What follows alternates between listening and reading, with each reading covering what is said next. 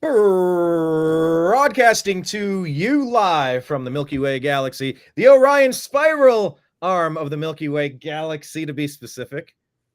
My name is Brian Engelman. That's Blake Walley. Today is Tuesday, December 10th, 2024, and this is the Agree to Disagree show. On today's program, we're going to discuss Agree or Disagree. Does Jay-Z deserve to be assumed innocent unless proven guilty? Agree or disagree, Luigi was framed for the murder of the healthcare CEO. Agree or disagree that Luigi was radicalized by the Unabomber and psychedelic drugs. Agree or disagree that we should feel joy for vigilante justice regarding the healthcare CEO. Agree or disagree that Daniel Penny got away with the murder of Jordan Neely in New York. Agree or disagree that we support Agree or disagree that we should support the BLM call for black vigilantes and nationwide protests. I get it. I got it eventually.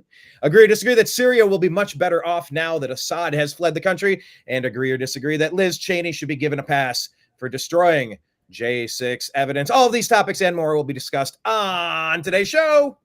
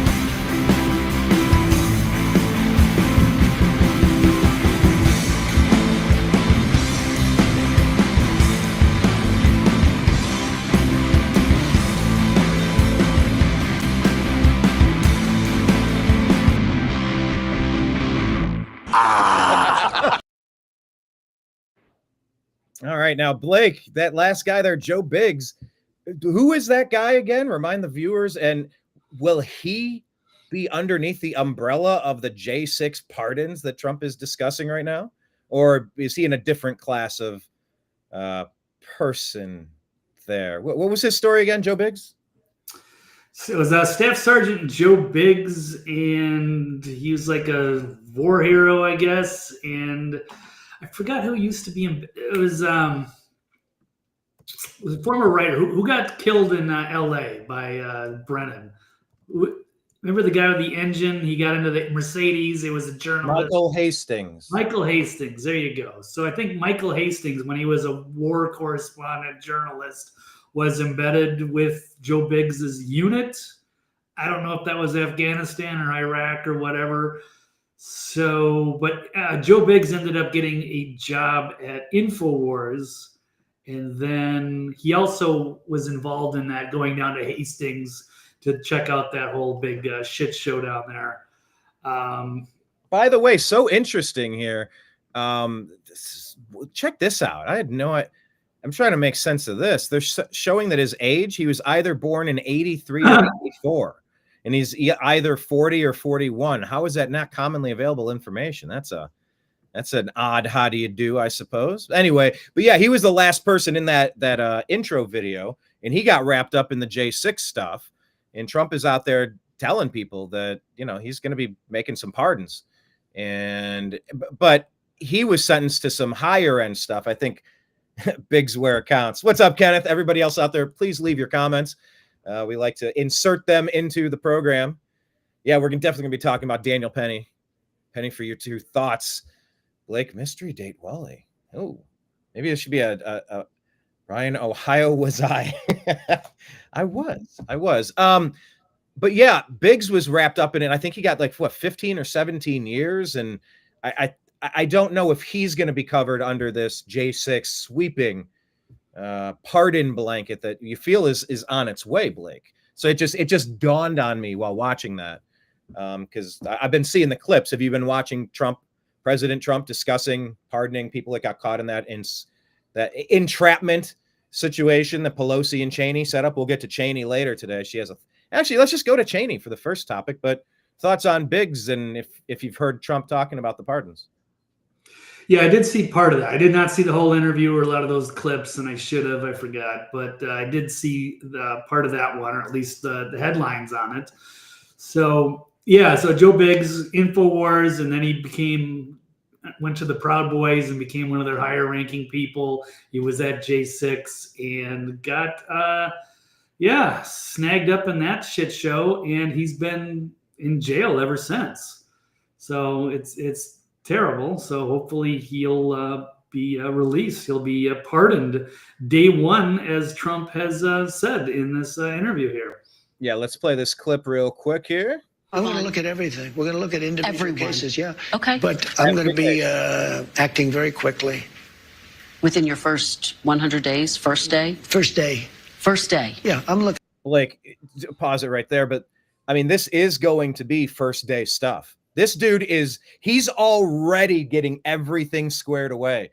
Like, this is an oncoming freight train sliding down an icy mountainside. Like, there is no stopping what Trump is bringing on day one. Like, it went first 100 days. Minute number one, it's on the desk, and you already know what to do in minute one because I called you. It's done deal. Make it happen. There's going to be, I'm predicting sweeping, rapid, transformative change in a good way, Blake. Am I reading too much into this? Not necessarily. We saw what happened when Biden took over, and he put it was like 50 executive orders on the first day. And Trump has, said he's going to be dictator just for a day on day one, so that he can pass these executive orders, as the incoming presidents usually do. Of course, the left took that and ran. He's going to be a dictator forever. No, but yeah, it's terrible that these J6 guys, a lot of them just peacefully walking into a building, had no idea what they were doing, and then just thrown into a gulag. A lot of them without charges. They're political prisoners, and they deserve to go free. Yeah, it's just, unless they were involved in some super violence, or there might be a few of them that did some bad stuff, and maybe they deserved it. Maybe they got their time served. I don't know, but a lot of those guys should be. They should be awarded something for having to suffer through that travesty of justice that was dished out by that horrible committee with Liz Cheney, who you just mentioned. Yeah, Liz Cheney, indeed. Well, let's talk about Liz Cheney. Would we? Well, let me finish the Trump clip here, and then we'll talk about Cheney. Issue these pardons. These people have been there. How long is it? 3 or 4 years. Okay.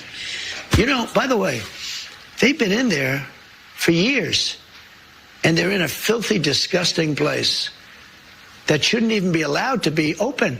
I'm going to look at it. And that's the truth as well. These are inhumane conditions, cruel and unusual punishment, and they've been denied the right to a free and to a steady a speedy trial.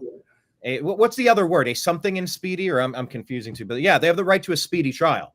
Like, they're coming after the Second Amendment right. They're coming after your right to self-defense when a madman is threatening everybody on a train car, or when they're burning down your city. They're literally coming after all of our God-given rights right now. And this pushback has been so necessary for so long on every single front. I can't believe we've allowed this stuff to happen, Blake. Are you surprised? Has this been happening since the inception, or has it been drastically worse under the Obama regime, the Obama doctrine of the past 20 years? Well, it's all been bad to me ever since 9/11. And then there was the terror of the neocons. And then there was the radical leftists that took over when Obama came in. And then Trump to make America great again. And then all of a sudden it was the Obama regime through their puppet Biden taking over. And they almost went with Kamala. So now hopefully we get a restoration to sanity again with Trump. And I'll look forward to seeing what he can do on day one. But certainly we've got to support the idea that and it's just the double standard. Like, these are political prisoners. So they don't deserve to be in there. And it's at this filthy, awful place. This is not a third world country. They shouldn't be treated like that. Yeah. Prisoners, if they've ended up in a situation, they should be in a safe, clean facility with a focus on getting them rehabbed and getting out. When you get to Jordan Neely, which we will, I mean, what was it? 100 different arrests, clearly out of his mind, violence, scaring everybody there. And it's just, everything's upside down. You're letting these people out to terrorize the good citizens, the good residents of New York, getting absolutely brutalized and terrorized by crazy people, by madmen, clinically ill people that need to be in a care facility, not a place you can check yourself out of, which he did, allegedly. I think that's common knowledge, but I think so. We have been completely upside down on almost every relevant topic, from healthcare. Look, we can talk about MAGA, Maha, and bringing Bobby Kennedy in, but we can also talk about the CEO in a company that wants your money, but they're not going to give you the coverage. What are we even doing here? Who's denying a single person that needs whatever the best is that you have to help them get back to the best version of them that they can? Don't get them hooked on bullshit pills the rest of their life. If there's an underlying issue, get them. Like, everything about our country has been upside down. And that's so much bigger than Republican, Democrat. It's so much bigger than Donald Trump is. He's such a dick. I don't know. He's ripped on like 20 people. He acts like a child. It's so much bigger than that. Blake, this thing that I pulled up here on the X feed, by the way, if you're not following the Agree to Disagree show, you're missing out. Find us on Spotify, download the podcast and subscribe. Rumble, The New American Media, YouTube, The New American Media, Signal and Telegram, TNAM and TNAM Chat, Truth Social, The New American Media. But Blake, regarding this, agree or disagree with everything being upside down, do you think that January 6th will ultimately, and I mean within the first 100 days of Trump being in office and going after everybody like Liz Cheney that rigged this thing, completely set up entrapment, treason, all of this stuff, that in 100 days, January 6th will go down in history as the day that the government staged a riot to cover up the fact that they certified a fraudulent election? Maybe we don't see that now, but would you agree or disagree with the statement on the screen that maybe within 100 days, in all of the subpoenas and all of the indictments and all of the trials and all of the evidence being declassified, do you think this will be something that we will agree with? I believe, yes, if they went over all of the evidence and all the stuff the J6 committee didn't want to talk about, or they buried the evidence or what have you, if you look at everything, it's going to take a long time to unravel. That I would agree absolutely with that graphic meme there. I don't know that it will take a long time to unravel. We've unraveled it over 4 years. It's all just sitting here being blocked by Mayorkas and Biden and, pick your laundry. Right. Yeah, no, I think that is. I think the coup was on November 3rd. I think that was a very questionable election. They didn't allow us to really even, talk about it, or it was, the most safe and secure election ever, even though now we've seen like how ridiculous the spikes were as far as the amount of votes that came in that day. And a lot of them, when they stopped counting in the middle of the night and mail-in drop-off boxes. So a lot of people had very big questions with that. We thought that was going to be just an easy landslide. Trump was going to take it. And all of a sudden it shocked the world that Joe Biden all of a sudden got 81 million verified votes and you weren't allowed to talk about it. So that set the stage for January 6th and why so many people were outraged and they thought that they had had the election stolen from them. So they showed up and then they refused to let the National Guard come in there. That could have secured the perimeter. Nothing ever would have happened that day. But that never happened. It seemed, and then they had Ray Epps, these little agitators, looked like there's clearly a Fed, trying to get people to do stupid things. And they got a few people to do stupid things. And then they turned the whole narrative around. That it was Trump trying to, organize an insurrection, which is a violent overthrow, like an armed overthrow of a government. That's not what it was.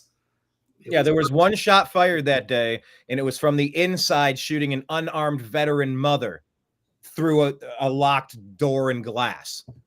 Right. But regarding Cheney, Blake, what do we want to say specifically about her? Because she's in the news now. They're talking about her specifically because she released a very interesting statement that sounds like a warning or a threat or a plea. And I'm just sitting here laughing. I looked at Obama give a speech a couple of days ago.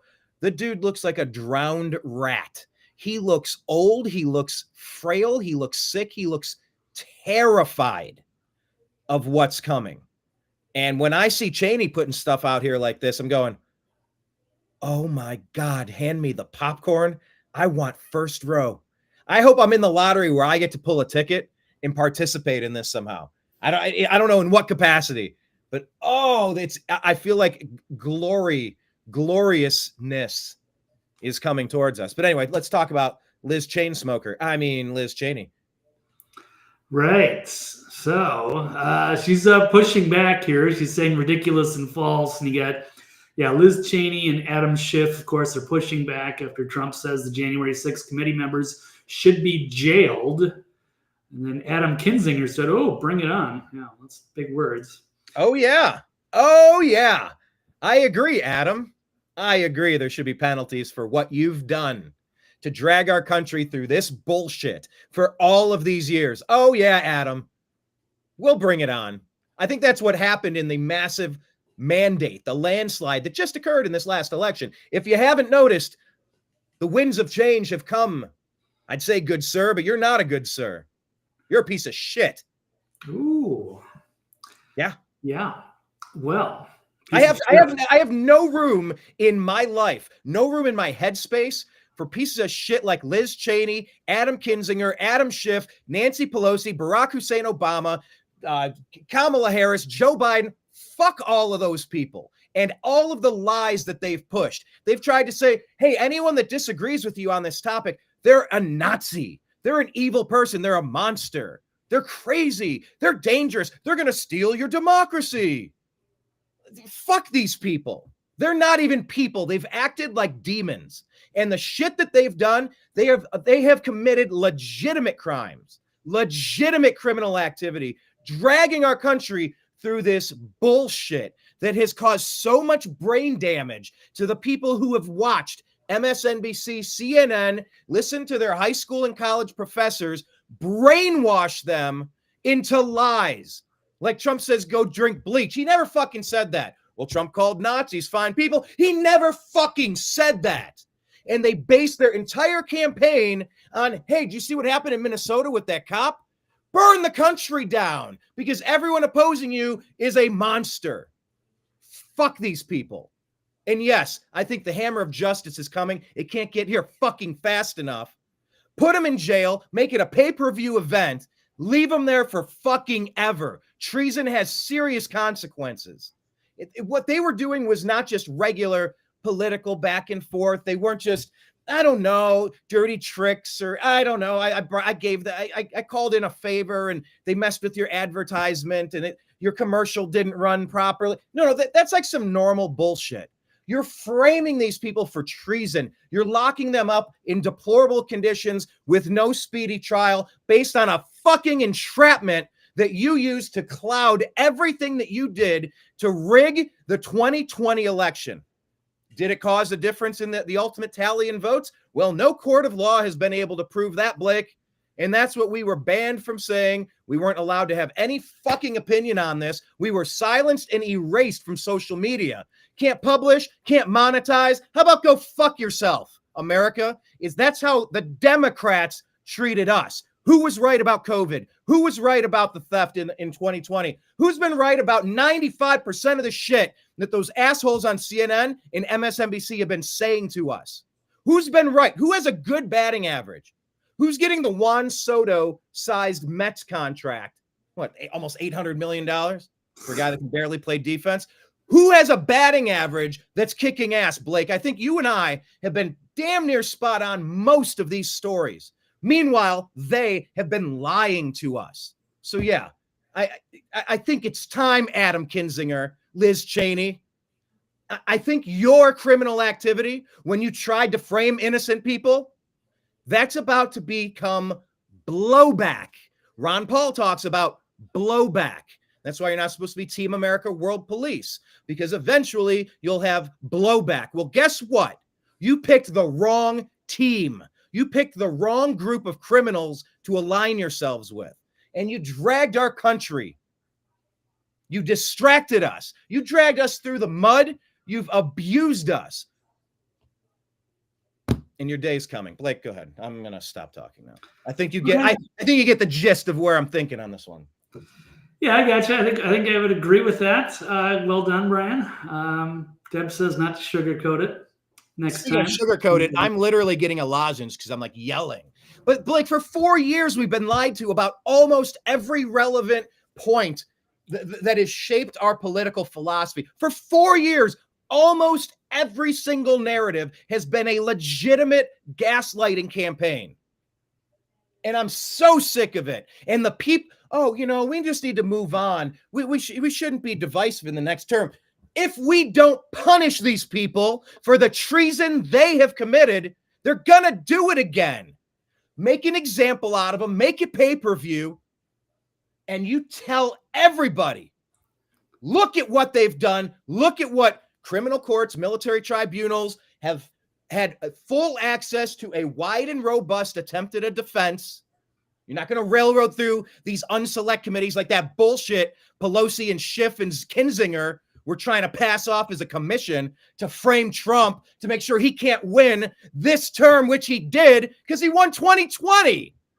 By the way, for countervailing views, please visit cisa.gov/rumor control regarding elections. Go to the WHO website, who.int, and cdc.gov for all medical issues, and cdc.gov/vaccines, specifically regarding vaccine-related medical claims and political implications. I have to read that script like I got a gun to my fucking head, because we're not allowed to exist on social media unless we do that shit. We jump through those hoops, because that's how rigged the media, the social media, the legacy media, any distribution method of any communication has been completely seized by the people who've been setting this country up to fail, to take your $1 billion and piss it away to Africa, to here, to there, to Ukraine, to Israel, to fucking everywhere but North Carolina, to everywhere but Hawaii.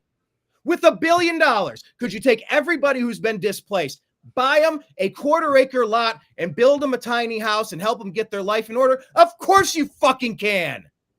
But you haven't done that. You've been stealing our money like a goddamn pirate. Blake,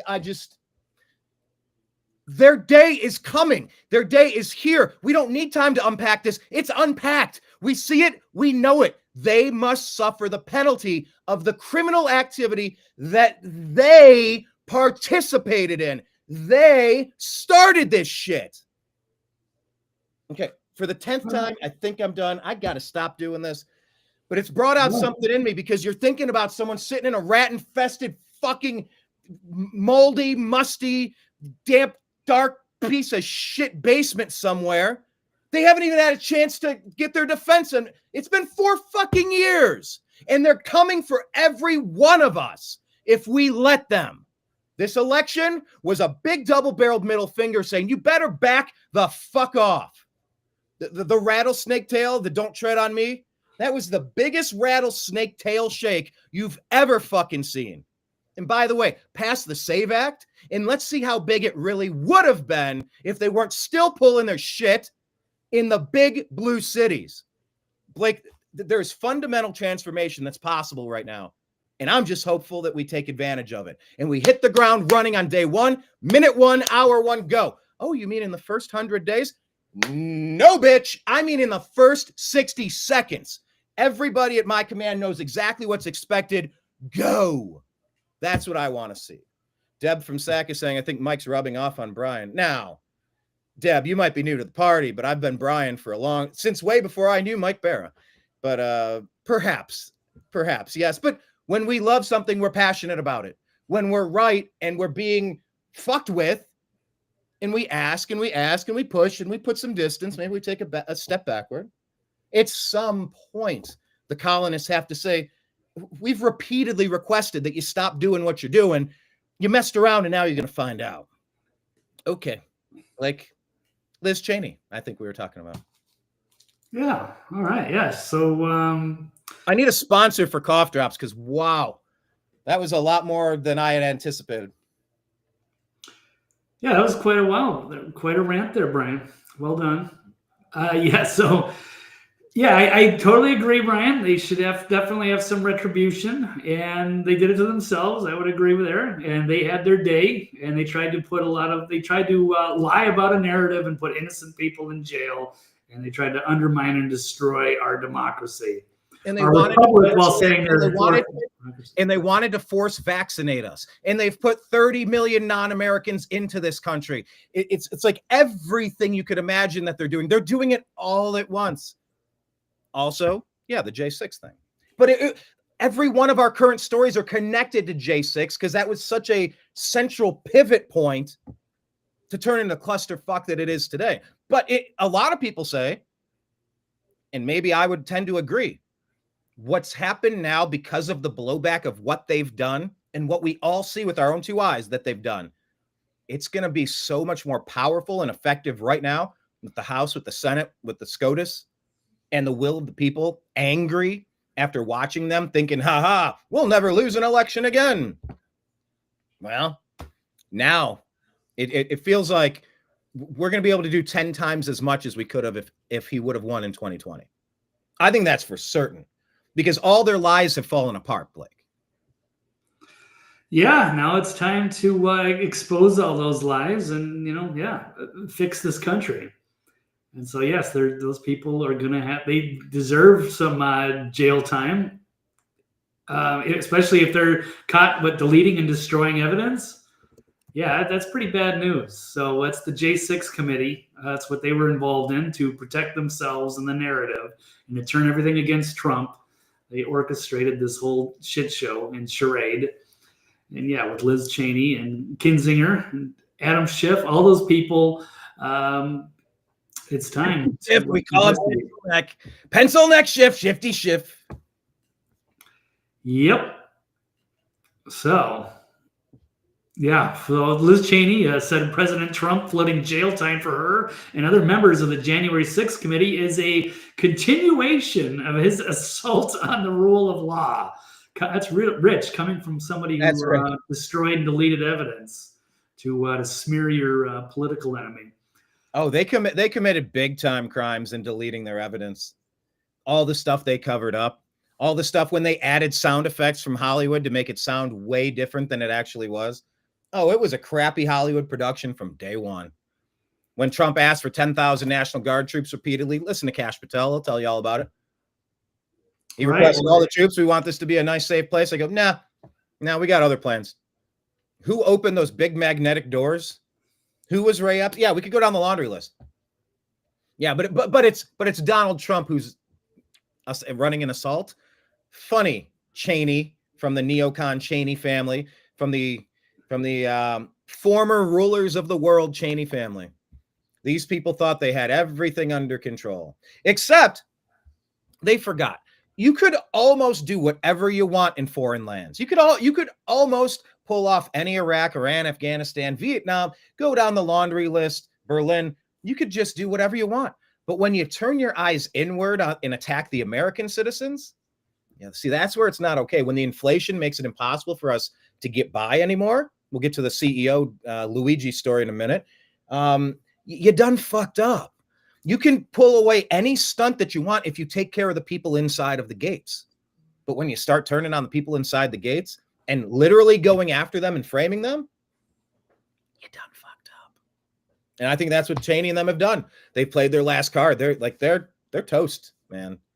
Not to count chickens before they hatch, but and by the way, I would love to ask President Trump to change whatever policy needs to be voted on, however the procedure is done, that when you're done in office, you're escorted out by security and the new team comes in.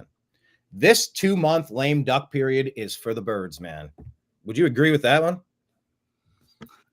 Yeah, I mean, I think that is normally how it's supposed to go. But yes, we've had some infiltrators meddling around, and you can't start wars. And there's got to be some kind of they could change a few things. I just don't think it's going to be that quick of a transition. It does take some time. Yeah. But it's also, during that, when it's a one-term presidency, that's also a different setup too. So I don't know. We're all supposed to be on the same team for the greater good of the country, but that's not how things have turned into. So now it's this other regime. You got the pro-America crowd making America great again, like Trump, and then you've got all these other, basically globalists, whether they're neocons or radical leftists, that seem to want to transform this country, which everything that made it great. Yeah, take away everything that made us great and sovereign, independent, happy, successful, community-oriented, commonsensical. I mean, they try to destroy the families. They try to destroy common sense, logic, reason, manliness. Anyway, the HuffPost put this out. She says, tonight I say this to my Republican colleagues who are Republican colleagues. Wasn't she voted out of office? What colleagues? The fired people that nobody wants to represent? He lost the primary. Yeah. I mean, got blown out. I don't know if you can look up it was like 73. Yeah, she lost to another Republican. Got her ass kicked. But she's saying, tonight I say this to my Republican colleagues who are defending the indefensible. There will come a day when Donald Trump is gone, but your dishonor will remain. Blake, she's saying it's people supporting Trump who have dishonor. Do you agree with that, or do you think Miss Cheney has dishonor? Nope. I thought her father should have been in prison 20 years ago. So, and she's just an extension of that tyrant. Bad news. And yeah, she's putting out her own thing. Oh yeah, Donald Trump, he mobilized an angry mob, lie, to send them to the United States Capitol where they attacked police officers, lie, invaded the building and halted the official counting of electoral votes. And then Trump watched on television as officers were brutally beaten and the Capitol was assaulted, refusing for hours to tell the mob to leave. That's just all bullshit. So Cheney's response following Trump's joining Meet the Press for a pre-recorded interview, saying that he railed against Cheney, committee chairman Benny Thompson, and others who deleted and destroyed evidence related to the J6 investigation and should go to jail. Yeah, she's not allowed to destroy and delete evidence and then make up her own bullshit narrative. So that's grounds for, jail time of your own. And they're the ones that just destroyed the rule of law and went after and politicized this whole event and tried to get away with some pretty nasty stuff. And it could have destroyed the whole country with all of this. And had Trump not won, then he would be, targeted. Those people would never get out of jail from J6. Trump would have they would have found something on him. This doesn't matter what. It could have been just some, mob thing or what have you, to destroy him and then start targeting everybody else that was, MAGA, Patriot, what have you. So you can only imagine the amount of destruction they would have done to this republic had they continued to stay in power, which, they're still in their little lame duck session, but everything's being exposed, and Trump will be sworn in January, and then we can get to work, and they better lawyer up or may want to consider, I don't know if they can flee the country. Where are they going to go? Right. Let's hear from, they're saying Cheney, Schiff push back after President Trump says J6 committee members should be jailed. Here's their frame of mind. Over the weekend, former President Trump in an interview suggested that January 6 members should be jailed. Do you have any reaction to that? And do you think that a preemptive pardon is necessary? Well, I'll take it one at a time. He's going to take it one at a time. I don't know if I want to ask your thoughts on a preemptive pardon. We'll get his thoughts first, then I want to ask you about your thoughts on what they're trying to do now is maybe try to blanket pardon everybody behind them, like a cloak of invisibility, so they can try to evade justice. Oh, hell no. But here we go. Okay. First of all, former to-be President Trump is absolutely wrong. There's nothing we did as a January 6th select committee that violates the law. And by the way, they did run all of the Trump supporting people out. There was no adequate defense presented. So no, they did not provide an actual trial or an actual investigation. This was a setup from the beginning. Just because you disagree with the work of the committee. No, it wasn't work. It was framing somebody. It was trying to frame somebody. There's no way to threaten those members of the committee with jail. So obviously that's his opinion. As to whether or not President Biden does anything with respect to that, it's his decision. I'm comfortable with the fact that as members of Congress, we were doing our job. And as long as we do our job, there are certain guarantees that we have. And I look forward to enforcing those guarantees. Now, Adam Schiff, he said that he thinks that a preemptive pardon isn't necessary. Do you agree with that? Do you think it's not necessary? And by the way, if Adam Schiff is saying that a preemptive pardon is not necessary, I would always expect the opposite. So, yeah, I bet they're definitely trying to push that right now. Necessary? Well, he's a member of the committee. He's absolutely has his right. I think that's a decision that is left to the president. And then what do you make of Kash Patel? How concerned are you if he were to get confirmed to hold this FBI position? Well, again, I think people in positions of responsibility to carry out those responsibilities according to the statute. I don't think you have to go against individuals because you dislike them or they take positions you disagree with. As a nation of laws, clearly we stand strong on the principles of freedom of speech, assembly, and all those things that are guaranteed by the Constitution. And obviously I would expect someone in his position to do likewise. So there you have it, Blake. Any thoughts on any of that? Any of the prevailing, the comments he had specifically, and then of course, like I said earlier, thoughts on this preemptive pardon thing. Oh yeah, for 11 years of criminality and 600,000 dead, and my family members getting rich off of dead Ukrainians. No, blanket pardon, 11 years worth. You know what? Preempt since he was born, and in perpetuity until he's in the ground, he'll have immunity. It's like they're throwing a bunch of spaghetti at the wall, hoping something sticks. I don't know how valid any of this is. So any direction you want to take it, and we can move on to the next topic. Well, I would just say Benny better lawyer up. He's going to have a lot of explaining to do, along with other people in that committee. And yeah, Americans deserve answers. And I don't believe in any of this preemptive pardon stuff. That's just insane to me. So it's like, unless you've been convicted of something, or if you're wrongfully accused, or you're in jail on a way too harsh of a sentence, or there's plenty of reasons to give people pardons. But if you're preemptively pardoning, then you're basically, feels like you're admitting that they're guilty. And then you're saying it's okay. And then there's things, oh, well, I'm the president, so it's blanket immunity, so you can never come after them for anything. Bullshit. I don't think that should count at all. Not that I'm a lawyer, but that seems like way too much. Yeah, I agree. And, I've wondered, Blake, if the reason why the Republican leadership has been so slow to act in charging Biden with corruption and treason and money laundering and all sorts of, selling your influence. I mean, it really is treason. Maybe the reason they didn't bring the charges is because they were waiting until they had all of the Senate, the House, POTUS, and then bring the charges. Now that would make sense. But then, these guys are trying to just blanket immunity. Oh, I'm crossing my fingers. You can't see me. You can't. Oh, nope. Can't touch me. I'm doing this.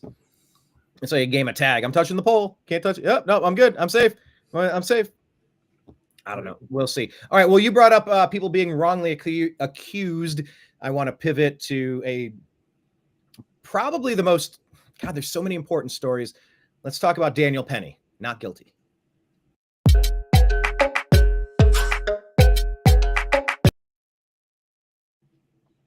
All right, Blake, would you agree or disagree that Daniel Penny got away with the murder of Jordan Neely in New York? Agree or disagree? Daniel Penny got away with murder of Jordan Neely in New York. And by the way, if you're watching, however you're watching the show, hit like, hit subscribe, and type in your comments section, agree or disagree. We want you to answer this as well. So type A and then the colon or whatever, whatever that is, the double dots. Answer it. Do you agree or disagree that Daniel Penny got away with murder of Jordan Neely in New York? And tell us why. So, Blake, what say you? I'm going to disagree there. If that Neely guy wasn't creating a ruckus and threatening people on the subway, then none of this stuff ever would have happened. We would not know who Daniel Penny was. He was I would say, a reluctant hero. It's just unfortunate. I don't know whether he didn't intend to kill the guy. He was trying to restrain him because he was freaking out and terrorizing everybody on this subway. And then he was alive in police custody, and it was police that did not choose to administer resuscitative measures. Some of the stories, they didn't have the right personal protection equipment, and they didn't want to contract something with him.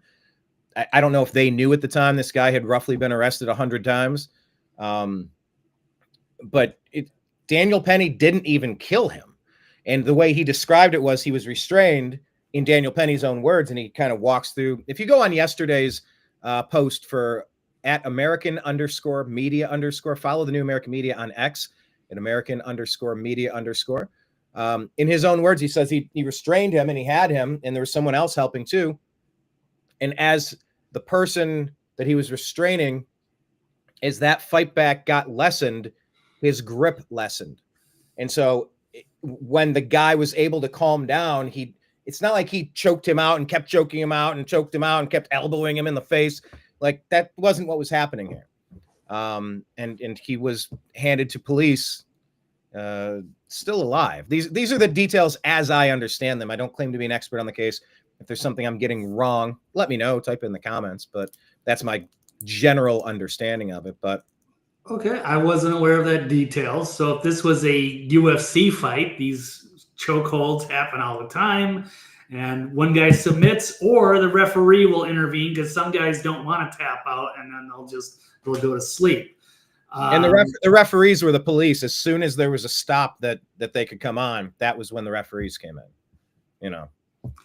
Right. So sometimes you're just in that moment, and who knows? But it's a tragedy. But then it got weird because they started to just try to go after this guy, Daniel Penny. So, like, he just intentionally murdered him. That was not, and the way that they tried to mess with the facts of this whole incident and then try to make it sound like the other guy was a victim was insane. Yeah, it's too bad he died, but he was like this crazy homeless guy who had a giant rap sheet and had been causing problems for years. And yeah, he has another violent, dangerous incident, gets restrained, dies in the fray, and then, it's too bad. This guy, I don't want to say he's a hero or what have you. He is. It's just, it's tough circumstances.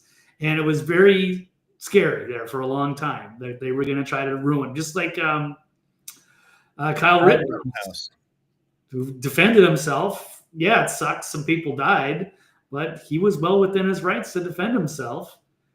And they tried to make him out to be a monster. And that was terrifying down to the last minute. Like, are they going to throw this guy away for life? So they wanted, the prosecutor wanted to, get after Penny. So fortunately, the jury found that he was not guilty in this death of Jordan Neely. So, yeah, but we didn't know. So he's not guilty of criminally negligent homicide in the death of Jordan Neely and is now a free man.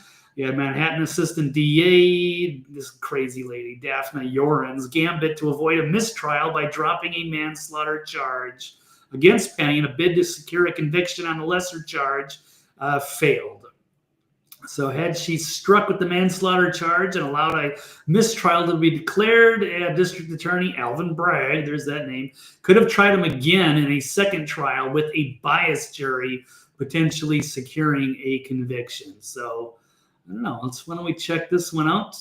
Colin Rudd showing the victory. I didn't get to see anything much of Daniel Penny making any statements or anything. But here we go. How you feeling? Yeah, it's great. Yeah. It's feeling good.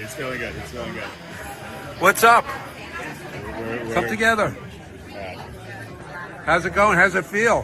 Feels great. He's finally got the justice he's deserved. Did you think it was going to happen? Sorry? Yeah, he seems like a nice, kind of awkward, little camera shy. He's kind of introverted. He was like a reluctant, like somebody had to step in, and he was, the guy who was trained to go do something. He actually sounds like a fairly well. Here, let me play you a clip of this, and I think in that moment he's been advised, and they're doing the right thing. Just let me talk for you. If people are coming up, like we're gonna let this simmer down. Don't make any direct statements. But this was Daniel Penny in his own words. If you want to know at least his side of the story, you can't really get the other side of the story. You can get the other side of the story from that elderly black lady who said that the deceased was terrorizing everybody and she feared for her life, and she called Daniel Penny a hero for helping her. And but here he is in his own words. Like I think he's, when you said he's a little awkward and a little shy and this and that. Okay, yeah, that being said, but he strikes me as a significant guy. Just listening to him talk. Here we go. So I take the subway multiple times a day. In this instance, I was coming from school. I got out of class around 2:15, and I took I was at J Street Metro Tech, took the Uptown F train. At 2nd Avenue, a man came on, stumbled on. He appeared to be on drugs. The doors closed, and he ripped his jacket off and threw it at the people sitting down to my left. I was listening to music at the time, and he was yelling, so I took my headphones out to hear what he was yelling. And the three main threats that he repeated over and over was, "I'm going to kill you. I'm prepared to go to jail for life, and I'm willing to die." Okay, Blake, those three phrases. Like, what is somebody supposed to do? They're hearing, "I'm going to kill you. I'm prepared to go to jail for life, and I'm willing to die." What do you do with that if you're in a situation where instantly somebody thrusts themselves into your life? You didn't ask for this, and now do you take this seriously, or you just brush it off and put your head down and hope he doesn't decide to do something to you this day? Yeah, I mean, if it's on a subway in New York and there's no security or police or anything, yeah, it's gonna be kind of like me or them. And you're in that position, and there's innocent people around there, women, and I don't know if there's children, but whatever. There's innocent people standing there being terrorized by this guy who's out of his mind, whether it's drugs or schizophrenia or what have you. Who knows? There's no time to ask questions and to reason. He starts freaking out. You got to restrain the dude. And it was maybe just a little too much restraining. But I mean, that's kind of the situation. You got to defend yourself against the threat until it stops. Yep. There is no UFC referee to call the fight. Well, we'll let him continue in his own words. The question being, Daniel Penny got away with the murder of Jordan Neely, and in the chat, Kenneth said, "Answer: No, he'd be cool and a hero." Yeah, I would tend to agree. Here he goes, continuing his story. This guy comes on and starts saying all this stuff. Three main threats that he repeated over and over was, "I'm going to kill you. I'm prepared to go to jail for life, and I'm willing to die." This was a scary situation, and Mr. Neely came on. He was threatening. I'm 6'2", and he was taller than me, so it was. And there's a common misconception that Marines don't get scared. We're actually taught one of our core values is courage, and courage is not the absence of fear, but how you handle fear. And, I was scared that Marines don't get scared. Blake, comment on that. People have a misconception that Marines don't get scared. What they say is... We're actually taught one of our core values is courage, and courage is not the absence of fear, but how you handle fear. Courage is not the absence of fear, but how you handle fear. Seems like good philosophy to me, I suppose. Yeah, that's what they teach the Marines. Because you're going to be in scary situations. You're going to be a soldier out in the combat. You're going to be in fierce situations that you can't control. So you can only control yourself, I suppose. So yeah, in those situations where you got someone aggressive like that, sometimes you got to turn on and be more aggressive. And that's what happens. So he followed with his training. He doesn't sound like some total asshole who's just looking to bully around. And I didn't know Neely. I thought Neely was a small. I don't know what size he was, but if he's 6'2" and he says Neely's bigger than him, yeah. Because if I was on that subway, it's like, what am I gonna do? Like, yeah, I can maybe do something, but I'm gonna need help. But if you got a trained military young man like him, a 6'2" big guy, then yeah, hopefully he can join in. So it's gonna take a team. Yeah, and there were more than one person. There was at least one guy, I think it was a black guy, that was at least keeping one arm restrained so that he could. I think I've seen that. At least one other person was participating. And, I was scared for myself, but I looked around, I saw women and children. He was yelling in their face. Okay, so yeah, he said he did see women and children, and he's in their faces yelling in the faces of women, yelling in the faces of children, coming on announcing, I'm ready to go to jail. I'm going to kill you and I'm ready to die. And it's like, whoa, man. Like, how long do you sit back and let him make the first move? Yeah, you can't take that kind of risk. So, but yeah, again, he doesn't seem like the aggressive type who was looking for something, but that's kind of how it has to happen. You kind of get backed into a corner, you're threatened, and you see the rest, you read the room and you spring in. And that's where it should have ended. Like, there never should have been a trial and all this other BS. Agreed. And Alvin Bragg needs to get indicted for what he's been doing to the justice system, trying to take the civil liberties of good people, framing Trump, framing Penny, just go. The question in the comments here is from Kenneth. Trump to bring back asylums? Yes, make asylums great again. If you've been arrested 100 times and you're off your rocker, you don't have the ability to hang out in general population anymore. You just don't. The women, children, elderly, like, people have a right to be left alone. People have a right to be left alone. Motivate to Succeed says, I stand with Luigi. We're going to get right to the Luigi story once we finish this one up. A little bit more of Daniel Penny in his own words, and we will move on to that story. Deb from SAC is saying, these are not reasonable people. No, there's completely out of their minds, whether they're on fentanyl, whether they're ODing, whether they're having a mental lapse, whether they're on psychedelic drugs. There's 100 reasons. Anyway, Daniel Penny continues. You can't reason with crazy people. No. You cannot reason with crazy. And Blake, you were in Los Angeles. Did you have any uncomfortable, crazy encounters? I had several. Yeah, I mean, Vegas, LA. Yeah, you'll definitely. There's always some wacky people around there for sure. All right, good point. Vegas too. All right. How you handle fear, and I was scared for myself, but I looked around. I saw women and children. He was yelling in their faces, saying these threats. I couldn't just sit still. Some people say that I was holding on to Mr. Neely for 15 minutes. This is not true. I mean, between stops is only a couple minutes. So the whole interaction lasted less than 5 minutes. Some people say I was trying to choke him to death, which is also not true. I was trying to restrain him.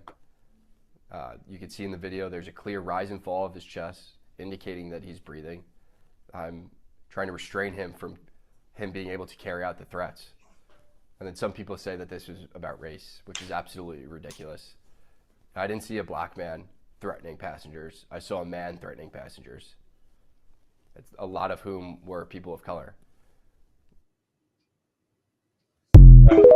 There you have it. Daniel Penny in his own words. And that's one side of the story, of course. And I don't know. Did you have Hawk Newsom's? I guess that's the next we could pivot into that. Well, where's it at? There's a couple other parts of that, I think, in the captions there. All right. Let's talk about BLM and their support for Black vigilantes, nationwide protests. Blake, do you agree or disagree that you support the BLM call for Black vigilantes and nationwide protests? Absolutely not. Disagree strongly. This is not one of those things at all. Sure, there are some innocent Black people that are victims of hate crime or what have you, but this is clearly not one of them, not even close.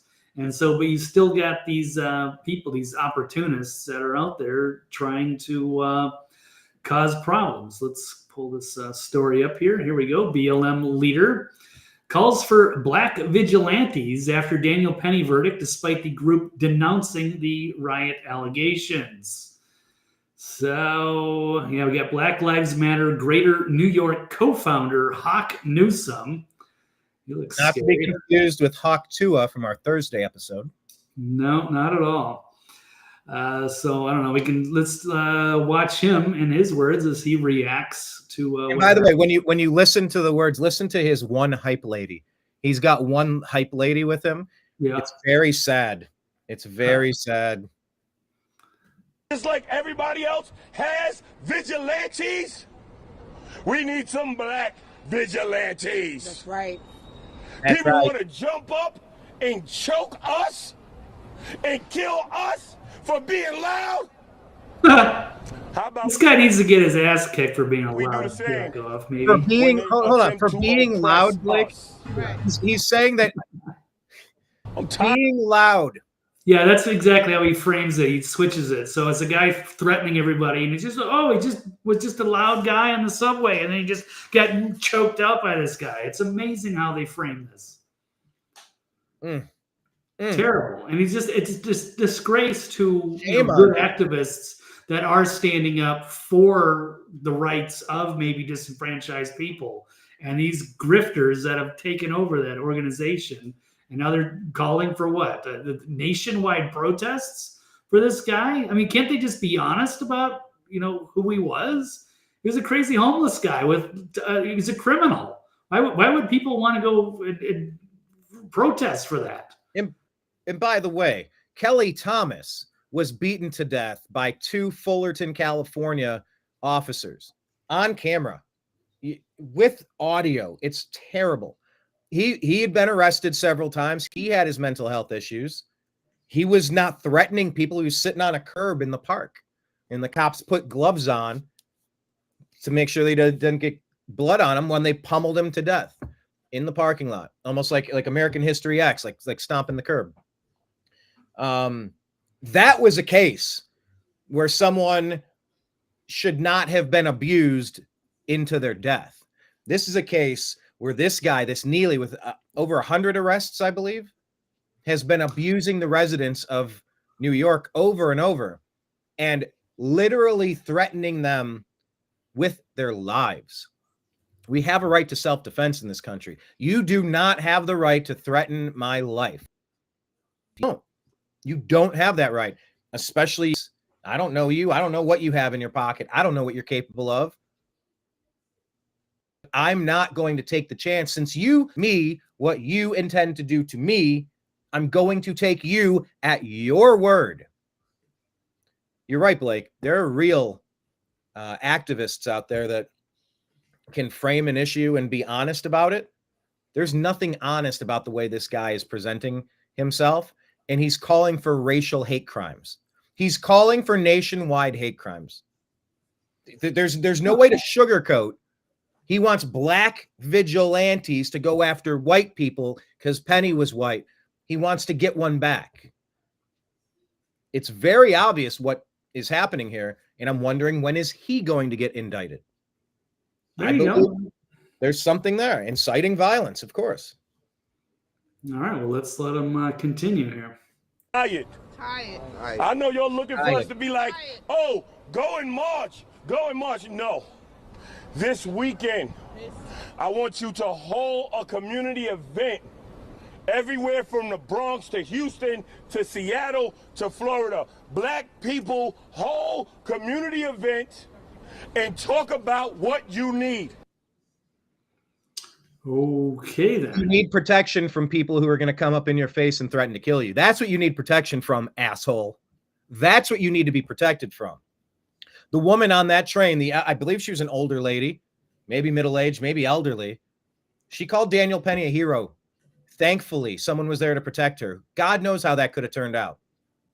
That's what we need in every community, is to protect peaceful people from the crazy violent ones. That's it, bro. That is it. Yeah, I hear you. This is interesting. The community notes for the win. Elon Musk sharing this because this is where there's some of these like leftist activists. This lady, Tiffany, was saying Jordan Neely deserved better than the violence of being denied access to stable housing and healthcare and then dehumanized it for it. Jordan Neely deserved better than the systems that allow for extrajudicial white supremacist violence against black people. What the fuck are you talking about? This is a BLM hoax. There's plenty of like homeless people that have, mental health issues and this and that. So it's not like he was just denied access to anything. But yeah, he probably should have been, institutionalized. Yes. So he wasn't out amongst the public because he's had so many violent incidents. And here's what it says. The community note says, as part of a plea agreement with prosecutors this a few years ago, after he punched a 67-year-old woman in the street. And then Neely was given. By the way, if you punch a 67-year-old, a punch can kill a person outside of a bar when you're 21. A punch to a 67-year-old can kill them. That's an attempted murder. But you're being too loose with that. No, I would say any punk that punches a 67-year-old can piss off. I'm gonna consider the worst about a person that would just cold cock an innocent 67-year-old. Anyway, I'm sorry, Blake. Go ahead. Oh, okay. Well, it said that after that incident, Jordan Neely was given free access to stable housing and healthcare at a treatment facility in the Bronx, which he abandoned after 13 days. So some people, there's no fixing crazy. No, there's not. And when I was in the Bronx reporting for Real America's Voice and the New American Media, of the day that Donald Trump went out there prior to the Libertarian Convention, I spoke with a resident whose elderly friend was hit in the head with a pipe, a metal pipe, I think she said on the subway. And she's been messed up ever since. Ruined this lady's life because a crazy guy on the subway is allowed to run amok. The people of the Bronx who were mentioned in this story, he had a facility that he could have used in the Bronx. These people are sick and tired of people like District Attorney Alvin Bragg using political lawfare to go after Barack Hussein Obama's political opponent, the Obama-Harris opponent, to destroy them over trumped-up charges, to frame him, while they're letting people like this Neely guy punch 67-year-olds, pistol whip pregnant ladies, run in front of people's faces saying, I'm ready to go to jail, I'm going to kill you, and I don't care if I die. Like, the people who are letting the criminal element back into general population, the Alvin Braggs, Letitia Jameses, these people have literal blood on their hands. These people need to be recalled, removed, indicted themselves for civil rights violations. If you knowingly are putting violent, crazy people back into general population after 100 arrests, after pistol whipping a pregnant lady, like what you're doing to the community. There has to be some sort of accountability to the prosecutors, the district attorneys, the sentencing guidelines, to the ones that don't prioritize the safety of the children, the ladies, the elderly, and just some random white dude coming home from school. We all deserve the protection in this country. We deserve basic freedom of egress and to just kind of come and go unmolested. And these district attorneys that are just continuing, defund the police, don't charge anybody with anything. Yeah, charge all the violent, crazy people as much as you can and keep them away from the good people. I hate seeing crimes that should have never happened, and this should have never happened. It wasn't a crime. Guy was a hero for protecting the people on that train during that guy's episode. But this Hawk Newsom calling for retaliatory justice vigilantism based on a guy who defended a random car full of Bronx or New York subway riders. I mean, come on, man. You should be giving this guy a medal. You shouldn't be giving him grief.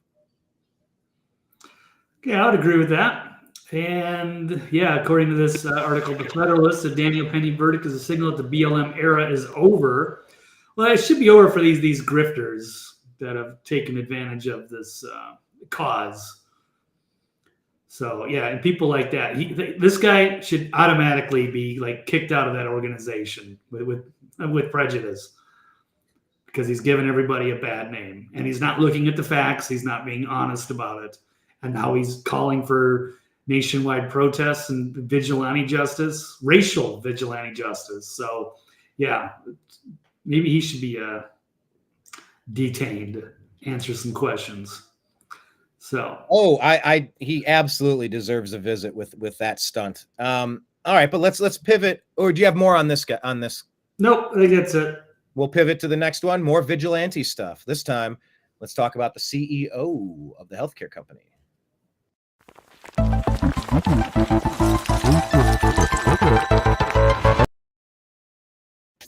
So no, we do not support the BLM call for black vigilantes and nationwide protests.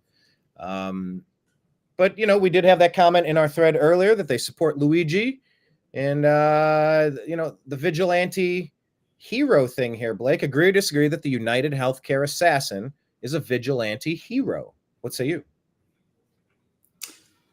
I'm not prepared yet. I will just say probably not. Well, I disagree for now, but I'm open. I'm trying to be open-minded about this. This is contentious because some people are saying, this is what he was. This is your vigilanteism, assuming that he took out a really corrupt, dangerous guy that was above the law, and that there was no way he would face justice, and he sacrificed his own freedom and his potential in life to take this guy out for the greater good. I don't know about that. Maybe that's what he believes. I'm sure that it's what he does believe. This guy is extremely smart. He's a valedictorian. They're saying he's got 130 plus IQ, what have you. By the way, I did touch on it, but in comparison to both of these people, I thought Daniel Penny came off as really sharp as well. He was obviously coached by his attorney team to say the right things, but he struck me. He wasn't all scripted. He wasn't just reading some statement. So he seems believable. No, this is going to be interesting. This is Luigi Mangione is an ex-Ivy League student arrested in connection to the killing of the CEO. He's a 26-year-old graduate of the University of Pennsylvania. Software engineer is arrested, named as the person of interest in the murder of United Healthcare CEO Brian Thompson. He was carrying a gun, a silencer, and false identification cards, similar to those they believe he used in New York. The gun appears to be a so-called ghost gun, assembled from parts that may have been made from a 3D printer. Maybe that's why it was jamming on him. Mr. Mangione was also carrying a handwritten manifesto that criticized healthcare companies for putting profits above care. And according to the manifesto, there was the lines, this says, "The parasites had it coming, and I do apologize for any strife and trauma, but it had to be done." So the manifesto consisted of 2.5 handwritten pages. I don't know. It says that it mirrored the quotes that Mangione posted on Goodreads account from wacky establishment Ted Kaczynski, the Unabomber, terrorized the country back in 1996. So I don't know. It seems like perhaps he was influenced. He's also into psychedelics, which is part of the reason for the unusual thumbnail for today. But yeah, we're still trying to dig into this. Brian, there's also he was just seen in public, and they broke a story where he was screaming at reporters and struggling with police as he was escorted into court. This is very brief, but very weird. Let's check this out. Reminiscent of Anne Hesh going in the back of a vehicle. That was even more weird because she was in a body bag trying to escape. This guy's trying to escape. This guy's trying to get out of this. Yeah, I mean, he's been taken somewhere. Yeah. Right. Down. Oh my God! That's completely out of touch, and an insult to the intelligence of the American people and the lived experience. Okay, so we didn't get much to say, but here's the quote: "It is completely out of touch and an insult to the intelligence of the American people," to, I guess, a reporter that was asking him a question. I heard it another way. I heard that this is completely unjust. That makes more sense, actually. Okay, let's run this one again. Down. Legion. Oh my God! That's completely out of touch. And the insult, the intelligence. Okay, I would agree with that. Sounds unjust. Okay, yeah, he says it's completely out of touch. So yeah, I think you're right, Brian. It sounds this is completely unjust and an insult to the intelligence of the American people. Okay. I mean, it's given off some Lee Harvey Oswald vibes. I'm wondering if there's going to be a Jack Ruby in there. That would be a hell of a frame job. I mean, they did it to Epstein. They shut him up, right? What's that? They did it to Epstein. They shut him up. Yeah, they can get to you no matter what. You're never safe if they want to come after you. But they're coming after everybody anyway. That's the problem. It's like they've activated all of our click it up a couple notches because we're seeing that getting stupid. They're getting sloppy. They're getting careless, reckless, and more callous. And I think that's where some of this, support for Luigi, perhaps. What was the quote we had from that post earlier? Something pro Luigi. I don't know where the heck. Saying that it might have been a vigilante or something. What was it? I'll look for it. Go ahead and tell us what we have on the screen. Okay, well, there's an interesting thread put out here by the Peruvian Bull saying, let me get this straight. The killer is Luigi Mangione, Ivy League grad with degrees in computer science, avid reader, active contributor on GitHub, 130 plus IQ.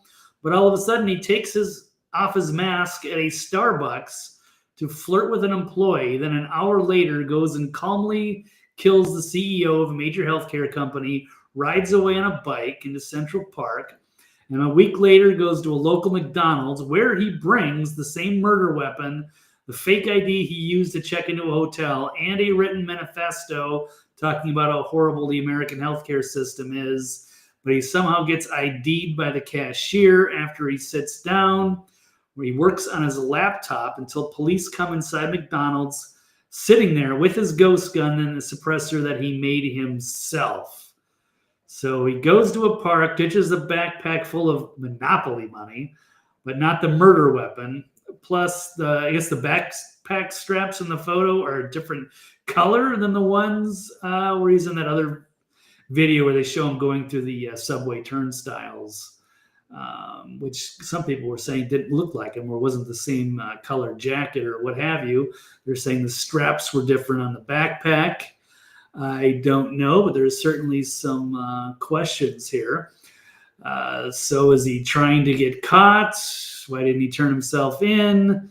I don't know. And he said one of the workers said they identified him based on his eyebrows from that grainy Starbucks picture. So I don't know. But then he also had like a Faraday cage type of bag that you can put your cell phone in so you don't give off signals, so you can't be tracked. So I don't know. There's certainly lots of questions to answer about this. Now it does seem like maybe he. What's that? Kind of cutting out, Brian. I think it seems like your internet signal's a little weak, maybe, or is it me?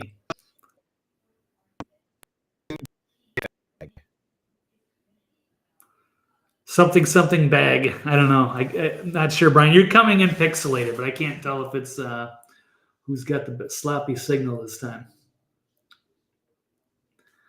Brian, you might want to refresh, unless it's me, or else you have to carry us here through this little internet obstacle here. But I'll just say the parents of Luigi Mangione were shocked by the arrest. And the friends reveal an alleged healthcare CEO's killer's twisted, complex past. So yeah, he's a valedictorian. Family shocked. Unfortunately, they said that we can't comment on news reports. We only know what we've read in the media. I guess they've been trying to get a hold of him for a while. He's kind of disappeared. He might have had an issue with the back surgery that he had, perhaps in a surfing accident that he had in Hawaii, which has caused him a lot of discomfort. There's also talk about that he was into, ayahuasca, which is a powerful psychedelic drug. That maybe that led to his psychosis here. It's hard to say.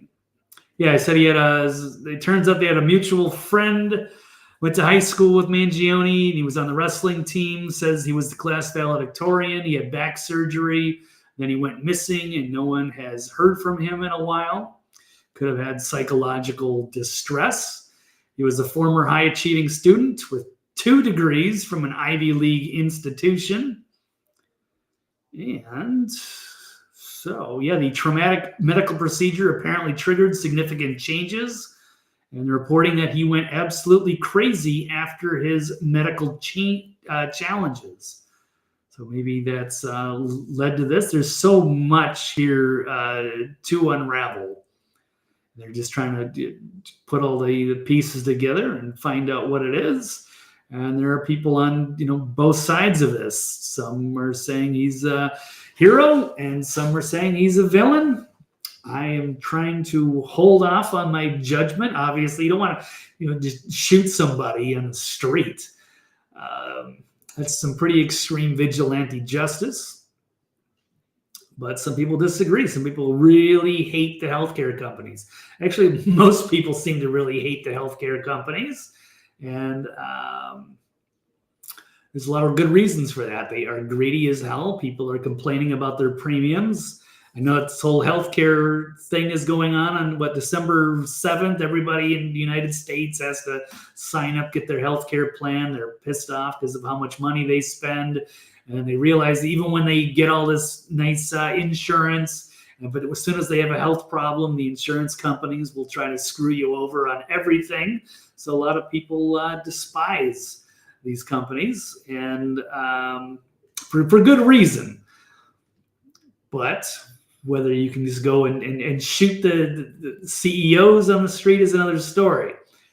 So here he is. I don't know which other direction to take this. Meanwhile, I'm still waiting for Brian to get back. He seems to be having a issue with his internet. This guy was influenced by the Unabomber. Here's in the start where he gave he read the Unabomber manifesto. He was an avid reader, did reviews online, and he gave 4 stars for the Unabomber manifesto. So the Goodreads users, Luigi Mangione, let's see, was praising Kaczynski. Maybe not praising him, but just saying that he maybe can relate to some of what he says. And certainly Theodore Kaczynski, also a extremely brilliant, I think he was also another Ivy Leaguer, but went crazy and made homemade bombs and caused quite a scare back in the 90s. I remember that well. They were trying desperately to try to track him down. Convicted of a series of mail bombings between 1978 and 1995 that killed 3, injured 23, a mathematics prodigy who went nuts. Maybe there's something similar. Maybe there's an influence there. I guess I'm just going to continue rolling here until Brian shows up. But here's where we get into the ayahuasca part. It's a banger here being praised by Elon Musk. There's a tweet from Autism Capital. That's a good account. You guys might want to follow that if you do use Twitter X. Kind of joking, this is probably one of the top 5 best tweets ever posted. This guy was saying ayahuasca is insane because it appears to be one of the most legitimately dangerous drugs with the potential to gigafry your brain, but is exclusively taken by literal turbo normies who unironically want to heal internalized racism trauma and basically get one-shotted by it. And he says, literally the most spiritually inept people in existence having their little lib brains rearranged by some Mesoamerican 6-dimensional demon who makes them quit their email job, divorce their significant other, and become a traveling circus stripper or whatever. Now, I don't agree with this. I've never taken ayahuasca, but I have taken DMT before, which is pretty similar stuff. And you definitely have to have the right mind frame to be doing this. But when people do ayahuasca, they're usually doing that with trained, I don't know if you want to call them, they're not medical professionals, they're shamans and what have you. It's powerful plant medicine. It can be very therapeutic for the right people. I don't think it's necessarily dangerous, but you can't just take it recreationally for just anybody. Like, you have to have some kind of issues that you want to work out. You want some, profound spiritual understanding of your situation. And for a lot of people, I've read a lot of positive things. I haven't seen anything directly negative or that people have lost their minds. Again, it's not something that everybody should take. It's something that you should take with some intention and purpose of bettering your life. And some of these people have realized it gives you a different experience and a perspective where you realize maybe you're not living the life you were meant to live, and you might want to change things up. And I've seen a lot of positive effects. I would like to do it myself, and at some point in time. It's not that easy, and I don't want to go to South America just to do that. But certainly, if you're vulnerable, if you've got mental issues and you're not with the shamans, and you're Luigi Mangione and you're maybe a little crazy and you had the back surgery and something's not right, maybe it could do more harm than good. I'm not quite sure, but I thought that was an interesting tweet. But people are pointing out all of the history of this guy's social media posts, and those are some of the things that they found that were certain. It is certainly interesting when you're talking about, the use of psychedelics and the Unabomber, Ted Kaczynski. Brian is having issues with his internet.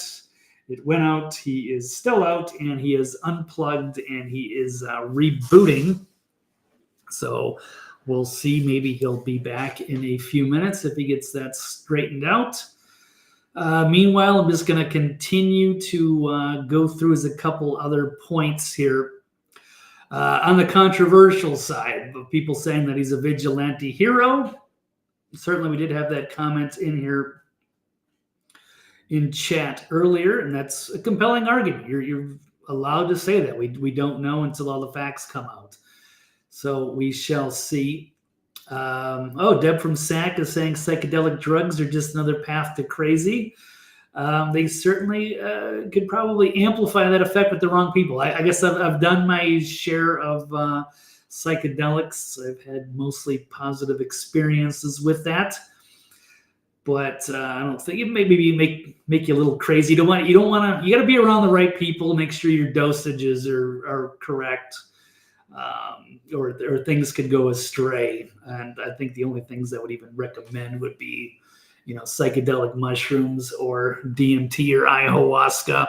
I haven't done all of them, but you can have some weird experiences with LSD.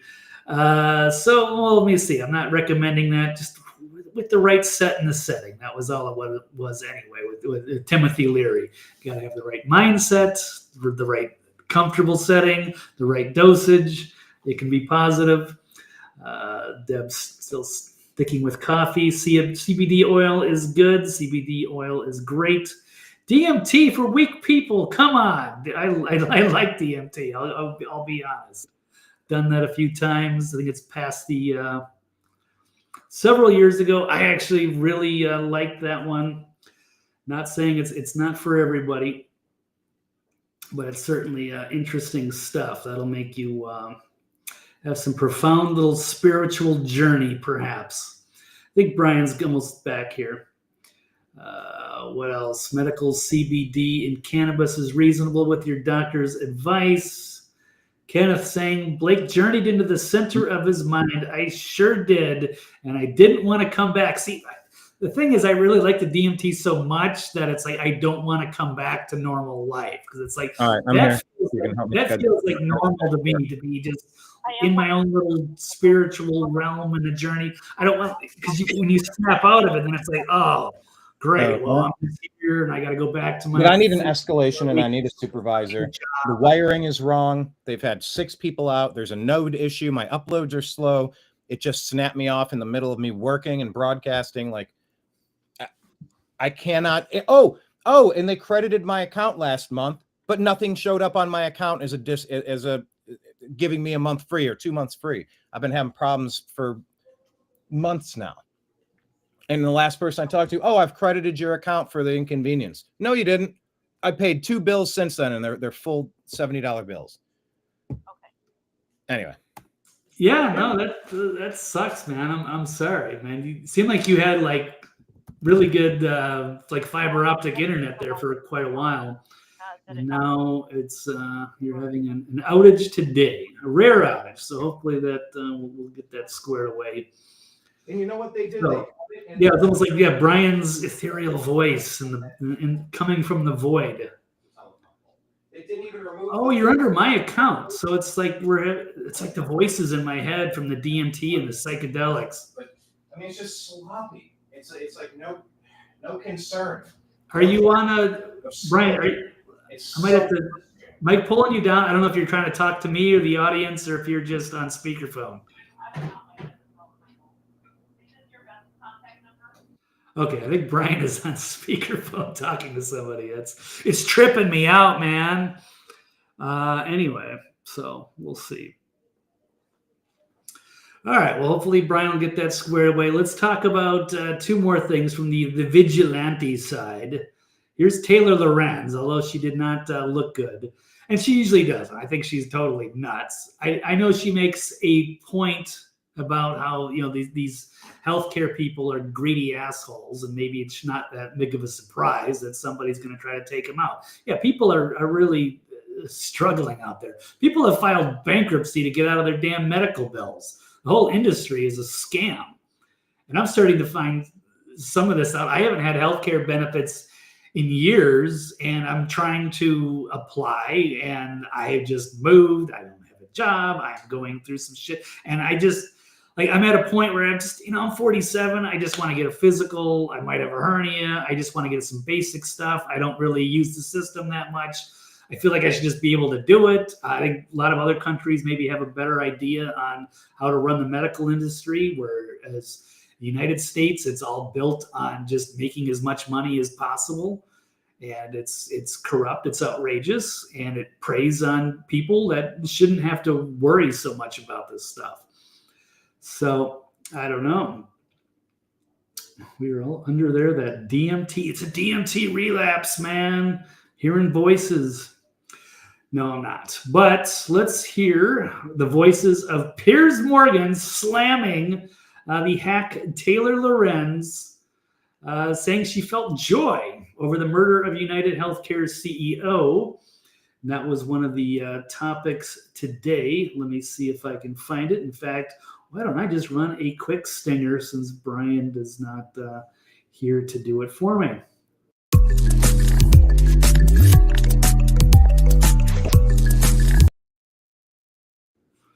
Okay, agree or disagree that we should feel joy for the vigilante justice on the healthcare CEO. So let's watch this exchange on this Piers Morgan Uncensored. Here we go. I do believe in the sanctity of life, and I think that's why I felt, along with so many other Americans, joy, unfortunately, because it feels like... Seriously? I mean... Joy at a man's execution? Maybe not joy, but certainly not empathy. Because again, we're watching the footage. How can this make you joyful?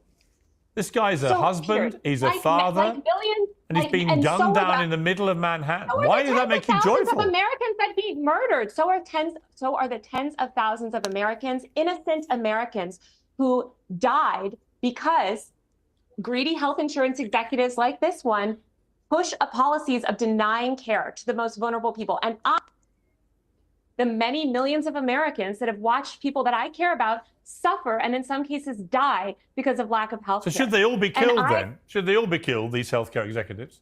Would that make you even more joyful? No, that would not. But why not? And, why are you laughing? I think because it wouldn't fix the system. You seem to find the whole thing hilarious. I find your question funny. A bloke's been murdered in the street. I don't find it funny at all.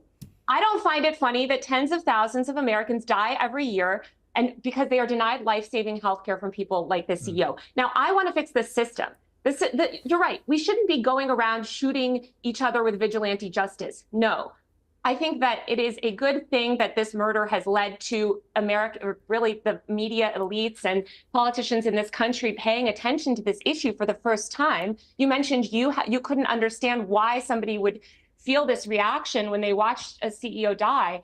It's because you have not dealt, it sounds like, with the American healthcare system in the way that millions of other Americans have. I've dealt with the healthcare system in various ways in America. I don't think it's perfect by any means, but the idea that I would view it as something. Have you been denied life saving? Hang on. The idea that I would view it as something joyful that a man has been, who's just a healthcare executive, has been executed in the street, I find completely bizarre.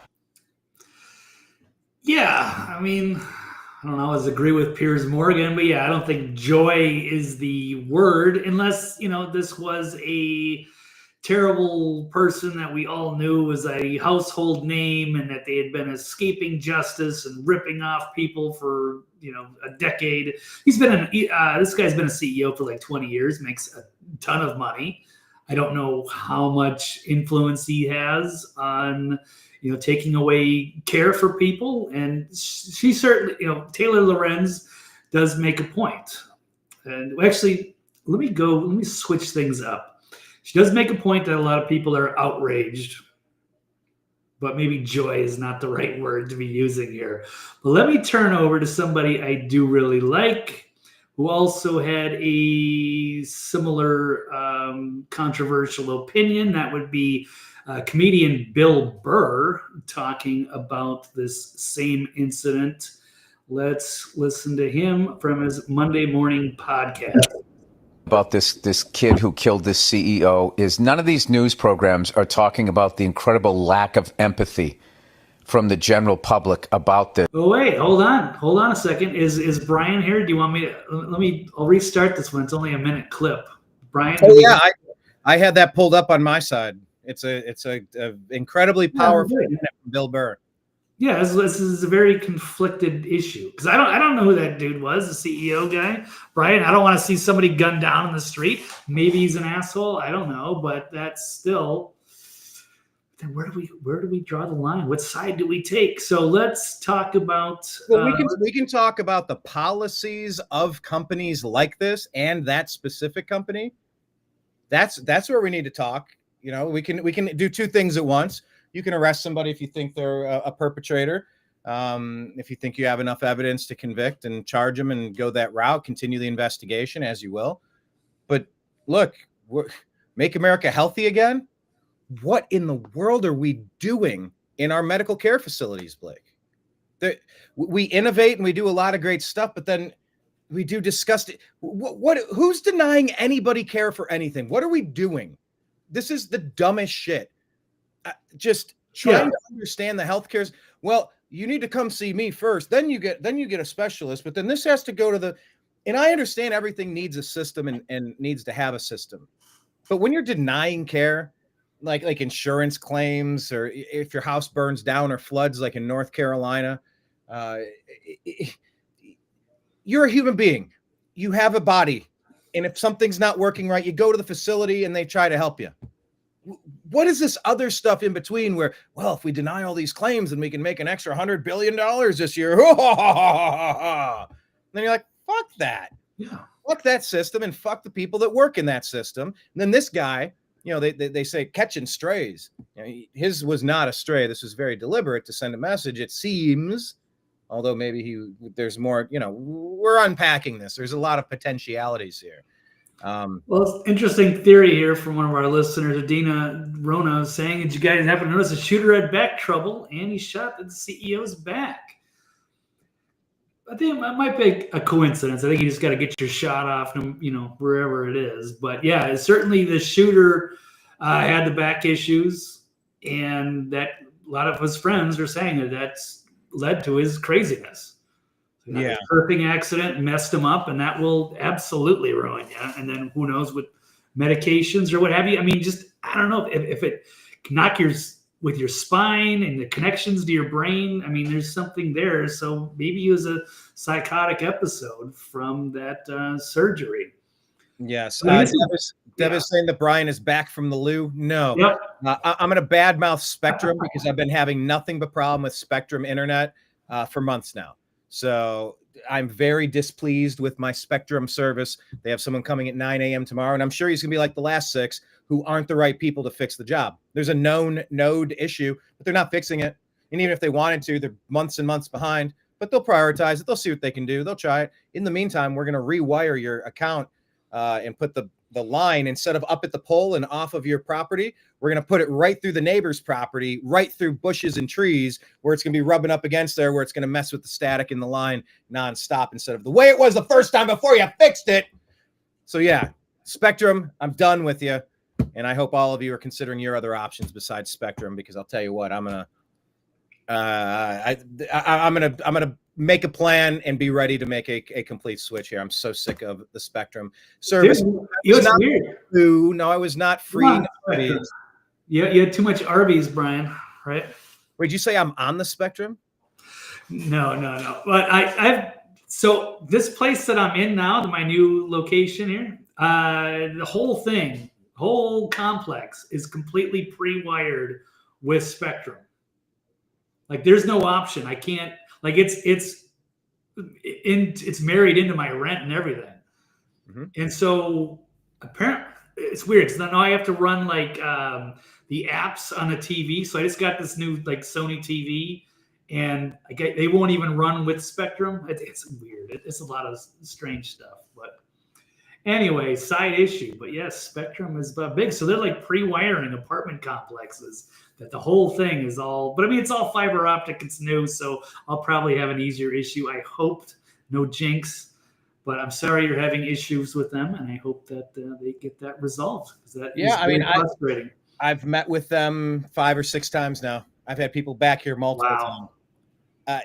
Like, come on, man. You know that there's a node issue. Like, they do the readings, and I'm well beyond a failing grade. The uploads take for freaking ever. Anyway, so no, I'm not. For a minute there, it was like you had some lightning speed. Yeah, you had your proper fiber optic, and then something went wrong. Yeah, but I used to be in property management and worked with homeowners associations, and yeah, that is a thing. There's a lot of communities that are pre-wired for certain service, but I don't like the monopoly concept. If you want to wire so that you can tap into the building and then send it, fine.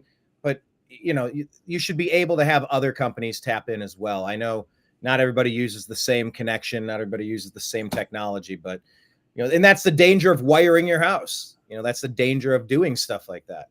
What you think is super awesome in 1991 might not be in 10 years. So Spectrum, it's whatever now, but is it going to be the thing that lasts? I don't know. It ain't lasting for me. So. Yeah, it's weird. Yeah, with the monopoly. So with the Sony TV, they have some issue with Spectrum. So I cannot.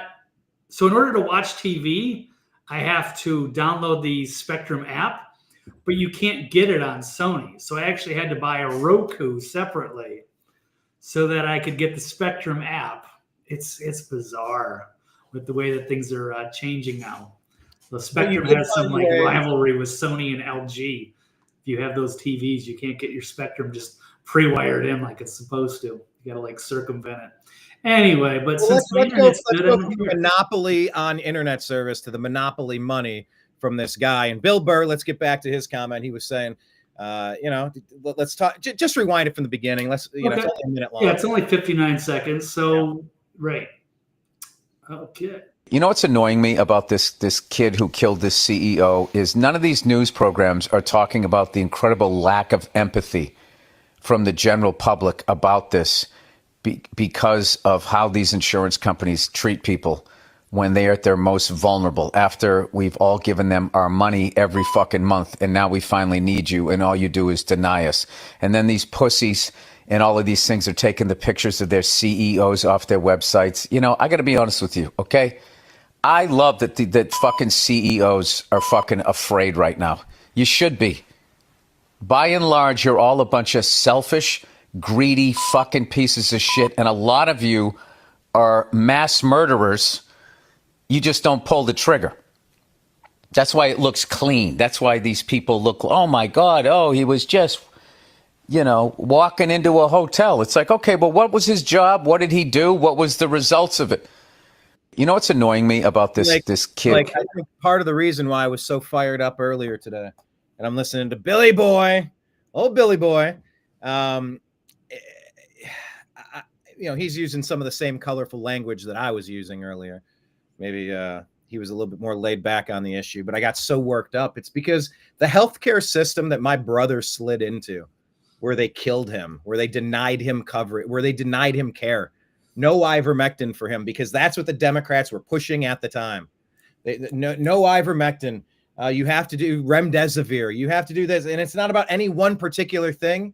It's about the fact that your health care should be, you should be allowed to save your life in the way that you see fit, in a system that works with you and for you. They didn't allow that. There was a one-size-fits-all approach that didn't fit anybody. And how many people needlessly died? They pushed the respirators. It's a chicken and the egg thing. Like, most of the people that died, or a large number of them that did, they were all the respirator people. Well, maybe the sickest people ended up on the respirator right at the end as a last ditch effort, maybe. Or maybe it was the respirator that blew out their fucking lungs. Oh, ivermectin. Oh, that's horse paste. No. You need this shot. We won't give you a surgery in the hospital if you don't take this shot. Oh, you can't visit with your relative. You can't be there with your spouse as they die because you didn't take a shot. You can't come in here. The shit that the medical industry has done to us over the last 4 years, it's all wrapped up in the coup that happened in 2020. It's all wrapped up in Pelosi and Cheney and the repercussions of installing Joe Biden in there. And I hope to God we're able to unravel and prove what I know in my heart is true. There's no way Joe child sniffing Biden got what he got. But you know what? The repercussions, the ramifications of that theft certainly didn't help save my brother's life. So any medical system, and by the way, you're gonna like FEMA in North Carolina. You're not going to help them, and you're going to ship billions elsewhere. You're not going to help these people. Just buy some acreage and build some houses, buy some apartment buildings out and give these people condos. And maybe it's a temporary thing to get them on their feet, whatever. You're going to take our billions and give them to people that aren't from here, countries that aren't us. You're going to let 30 million people swarm into our country at the same time. You're saying you can't have a surgery at a hospital. You can't get ivermectin. Oh, no. You must only get the jab so that the healthcare insurance companies can make the most money possible, subsidized by the United States government, by the way. No. You're going to do that, but you're going to bring in 30 million people that don't have the jab, and then they flood the healthcare systems that push Americans into a longer waiting list? These people have got to be out of their minds, Blake. The whole system is upside down, and it's been a theme for today's show. So I get where Billy Boy's going there. Yeah, no, me too. I was saying while you were gone, I haven't had health insurance in years. I'm trying to sign up now, but now it's like, oh, okay, well, I just had to move. I don't have a job. I don't know if I'll be able to get it. I don't know if I got to try to get it by December 7th. That's the deadline. And now I'm kind of in, but then I get till December 15th to pick a plan. There's no way I can afford it, even if I get it. But I hardly ever use the system. I've been very, fortunate and very, very healthy, but the time I might need something, and now it's like, oh, it's going to cost me so much money. I don't know what to do. So the whole system sucks.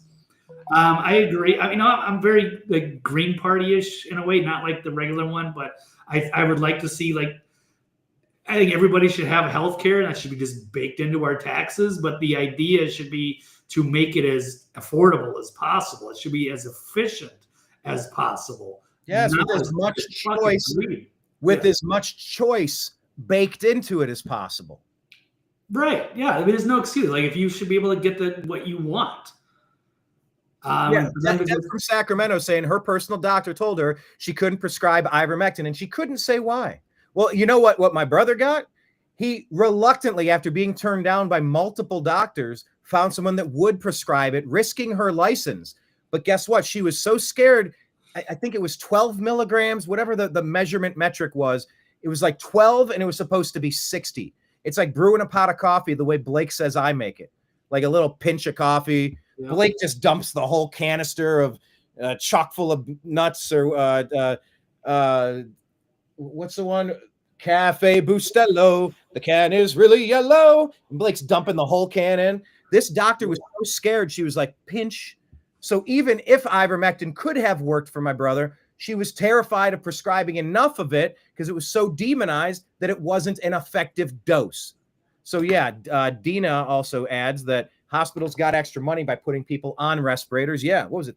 35,000 a person, 350,000 a person. I don't even remember the exact numbers. It's infuriating. 38 or 40. Yeah, it was insane. Not one size fits all approach for medical care. There's 100 different opinions on what could be a thing, and that's what the marketplace of ideas is about. And that's why you have published as many freestanding studies with peer-reviewed research data, and you don't have Fauci pushing his finger on the scales trying to manipulate the system so he could make as much fucking money as possible. Fauci was linked to the AIDS crisis. Fauci was accused of the same shit he's been accused of during COVID. And my prayer is that under Bobby Kennedy and Donald Trump, we're going to get to the bottom of it and let him stand trial for what he's done. It's like was it Bill Burr that just said it from a previous one? It's not like they pulled the trigger, but yeah, he did. His actions definitely led to a cascade of death, destruction. He left sorrow in his wake. And we, the people, are sick of that shit. We don't want to see people getting gunned down. I don't know if that guy was he just a figurehead or was he the guy? What's that Billy Bob Thornton thing I keep seeing all the advertisements from? It's like an oil man. It's like an oil show. And I caught a clip with Mark Wahlberg and him and Kurt Russell or something. And it's just him penny pinching. And, oh, yeah, I think the scene goes, well, you're not fixing the repair. Name me one urgent piece of infrastructure that I haven't replaced. And Mark Wahlberg rattles off a list of 45 things, and he goes, and on top of it, the air conditioning for this fucking room if you want to know why you're sweating your ass off. And it's like, okay, so if you're a CEO, if you're a figurehead, a person in charge who's intentionally doing all of these bullshit things with all of the blood on your hands, like you can't even pretend, I don't know, the shareholders vote and I'm the guy that does the thing. I don't even have a say versus, yes, I'm the greedy, evil bastard that's doing it personally. But that's why you don't allow vigilantism. You're supposed to have a day in court, and you should have an opportunity for defense, like the Jay-Z story we'll talk about in a second. So I'm against the vigilante bullshit here. Every time I say go after Cheney, Pelosi, Kinzinger, Obama, Biden, every one of these dirtbags, I mean with a fair trial, a military tribunal, a fair and appropriate defense. You just go off somebody, you don't get to be judge, jury, executioner, piece of shit. So I'm not a Luigi fan here, but I hate the medical industry too. So I think you can be both. I think it's fair and reasonable to have both opinions. Blake, as Deb says, Fauci does need to be held accountable. I agree. Dina is saying, point is therapeutics were available and emergency authorization use was illegal. Yes, the emergency use authorization did not apply, which meant they didn't get the blanket coverage for if any of their products had side effects or deaths related to them. That's how it played out. They needed that emergency use authorization. And if there were a single therapeutic out there like ivermectin or hydroxychloroquine and they could show efficacy, they wouldn't have had those protections. Well, you know what? Pass a fucking law that says we're going to also grant emergency use authorization in this one case, even if therapeutics work. That was an easy fucking fix. They didn't have to build a brick wall in between people getting real care and care that didn't help some people in the ways that they claimed it did. These jabs, all of the problems that people have been facing after they've taken them, if they've survived, if it even helped them to begin with, once you got past that initial first wave and everybody essentially had some form of immunity, some sort of natural immunization. They lied about that. Like, that's not a thing. I'm like, that's the number one thing known in immunology. But the Democrats, the deep state, these people working in big pharma, working in the medical industry, man, they colluded with big tech to censor any one of us that was trying to save people's lives. So on that level, they can all piss off. all of them, every greasy piece of crap connected in that system, in that chain of command that screwed up the healthcare system so bad under Corona. Oh, I've got legitimate, personal, seething rage. Please, I will volunteer if Fauci is committed, if he's convicted. Please let me volunteer. If there's a button to press or a trigger, if he's found guilty and it's crimes against humanity and it's please let me volunteer. I will take that on my soul and I'll have to meet my maker. But that's after a fair trial. You don't just walk up behind somebody and do that, Blake. Would you strangle him? They said, Brian, you can't just push a button. No, you're actually going to have to put your hands around his neck and squeeze. What is the question now? Have I envisioned this like every night? No. I was just saying, if you volunteer to like push a button, but that's too easy. What if they said, okay, Brian, you can take him out, but you got to put your hand, you got to strangle him. How long can I make it last? Well, until he's gone, whatever. Until the light goes out of his eyes. Yeah, how long? You got to look him in the eyes while you strangle him. Would you do that instead of just pushing a button? Because anybody can push a button, right? Blake, how long can I drag the process out? Hold the switch. Okay, come on. No, there's probably no. Okay. Well, okay. Just trying to see how committed you were to that, Brian. Blake, why do in 10 seconds what you could do over the course of days or weeks? You know that scene in Pulp Fiction? I'm about to get medieval on his ass. Wow, the blowtorch and the pliers, right? Some pipe laying motherfuckers. Pipe hitting, what's he said? Pipe laying motherfuckers. No. I'm also against cruel and unusual punishment. So like I battle that. So I could go quick if I had to. Okay. My natural inclination. I don't want to finish that sentence, Blake. But okay. Yeah, let's not. There is nothing on the table that would make me squirmish about having the opportunity to visit some due justice on people that have been mass murderers. And I distinctly, definitely blame Fauci for the censorship, for the lack of, for the attack campaign waged on us as we got sick, our loved ones when we tried to help them, and the brave hero doctors that were losing their licenses and being threatened on a daily basis. That piece of shit. So yeah, I'm in. You tell me when and where. After a fair trial, you tell me when and where, man. I'm signing up. So anyway. Okie doke. All right. What else we got in the stack? I don't know what you covered. Let's move it along. And there's like two other stories. Okay. So Syria or Jay-Z? Jay-Z on your end, because I didn't have anything for that. I've seen some of his stuff. I've seen the controversy, but I don't have any material in front of me here. I don't either. I just look. This is just the theme that I'm going with today. Everybody deserves a right to a trial. Now, Jay-Z has been linked to a lot of bad activity. I mean, he made his fame slinging rock and abusing his community, turning them into zombies, brain dead junkies. Like that's how he made his way, thugging on the corner. This isn't somebody like helping a kid get ready for his 6th grade science class. This isn't showing a high school kid how to wear a tie for his assembly. It's a dude that's getting rich off of the misery of the people in his community. He's a fucking Fauci. He's a Fauci. And maybe I don't know the CEO of the healthcare, the Brian guy. I don't know him. So I'm not going to say that, but I know what Fauci's all about. He doesn't give a damn about the people in his way. He cares about the bottom line.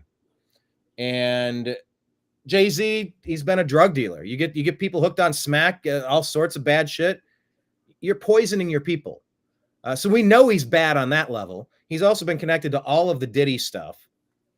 And now he's been accused of abusing a 13-year-old after a VMA party, I believe in 2000, 2001 or something like that. Yeah, the comment of the day is obviously Jay-Z has 100 problems now. I think that just sums it up. So, am I going to make a blanket statement about Jay-Z because he hangs out with Maria Abramovich and he throws up the triangles and the little eye signs and along with his other fun people doing their culty thing? Illuminati. Wait, how do I do that? There we go. It's like that now. Something like that. Yep. Hidden hand. You also do that. Oh, I can't do that. Anyway. Do what? The hidden hand? I don't have that full button down. So yeah, there's all kinds of weird symbols. I don't know how they do that. Yeah, and look, where there's theory that did the the triangle and the tongue. So. What did he call it? Right. He called it a something-ati. He did Jimmy Kimmel or something. Yeah, that was weird. Who knows? But look, I heard that it was Busby that was going after him. I'd have to look that up. But if it's Busby, he's the same one that went after Deshaun Watson. Either way, it may or may not be. But everybody's entitled to their defense here. Even Diddy. Look, Epstein deserved his day in court. We deserve to know what was going on. So I'm a big fan of the justice system. I'm not a fan of throwing J6ers in a moldy prison with rotten bread and cold floors and no blankets and no trial for 4 years. You kidding me? I don't want to see someone get thrown in jail and abused on a daily basis by corrupt guards and a sadistic cellmate, or I don't want to see someone get shanked at the cafeteria. I want these to be places that you can churn out the people that got hung up, made a bad decision, fell in with the wrong crowd, maybe get a second chance. You know, it's not the repeat stuff, but yeah, I don't know that I have all the specifics in front of me for Jay-Z, but it's a huge story that he's getting wrapped up in this because we're all waiting for the Diddy list to drop, the Epstein list to drop, Trump and Kash Patel and these other people, probably Tulsi. I mean, it's time to get all this information out, and they're terrified, Blake, rightfully so. They don't want to know who's on Jimmy Kimmel. Absolutely. If I were placing bets, all right, Blake, $100 if you can get a name right. Who would you guess? You get 10 guesses. Who's on the Diddy tapes and have been compromised and blackmailed? You don't have to put anything down, but you get $100 for any name that you throw out there, but you only have 10 seconds to throw out 10 names, $100 a piece. If you're guessing, name me 10 people, 10 names, and it's fair in the comment section too.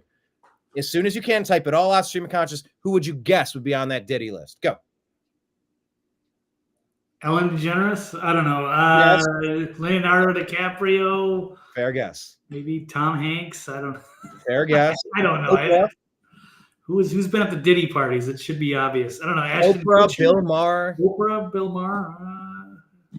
Jay-Z, I could see it. LeBron. LeBron, with the French maid uniform, yeah. What was that all about anyway? What was that pic? What was the context of that? I don't even know where that picture was.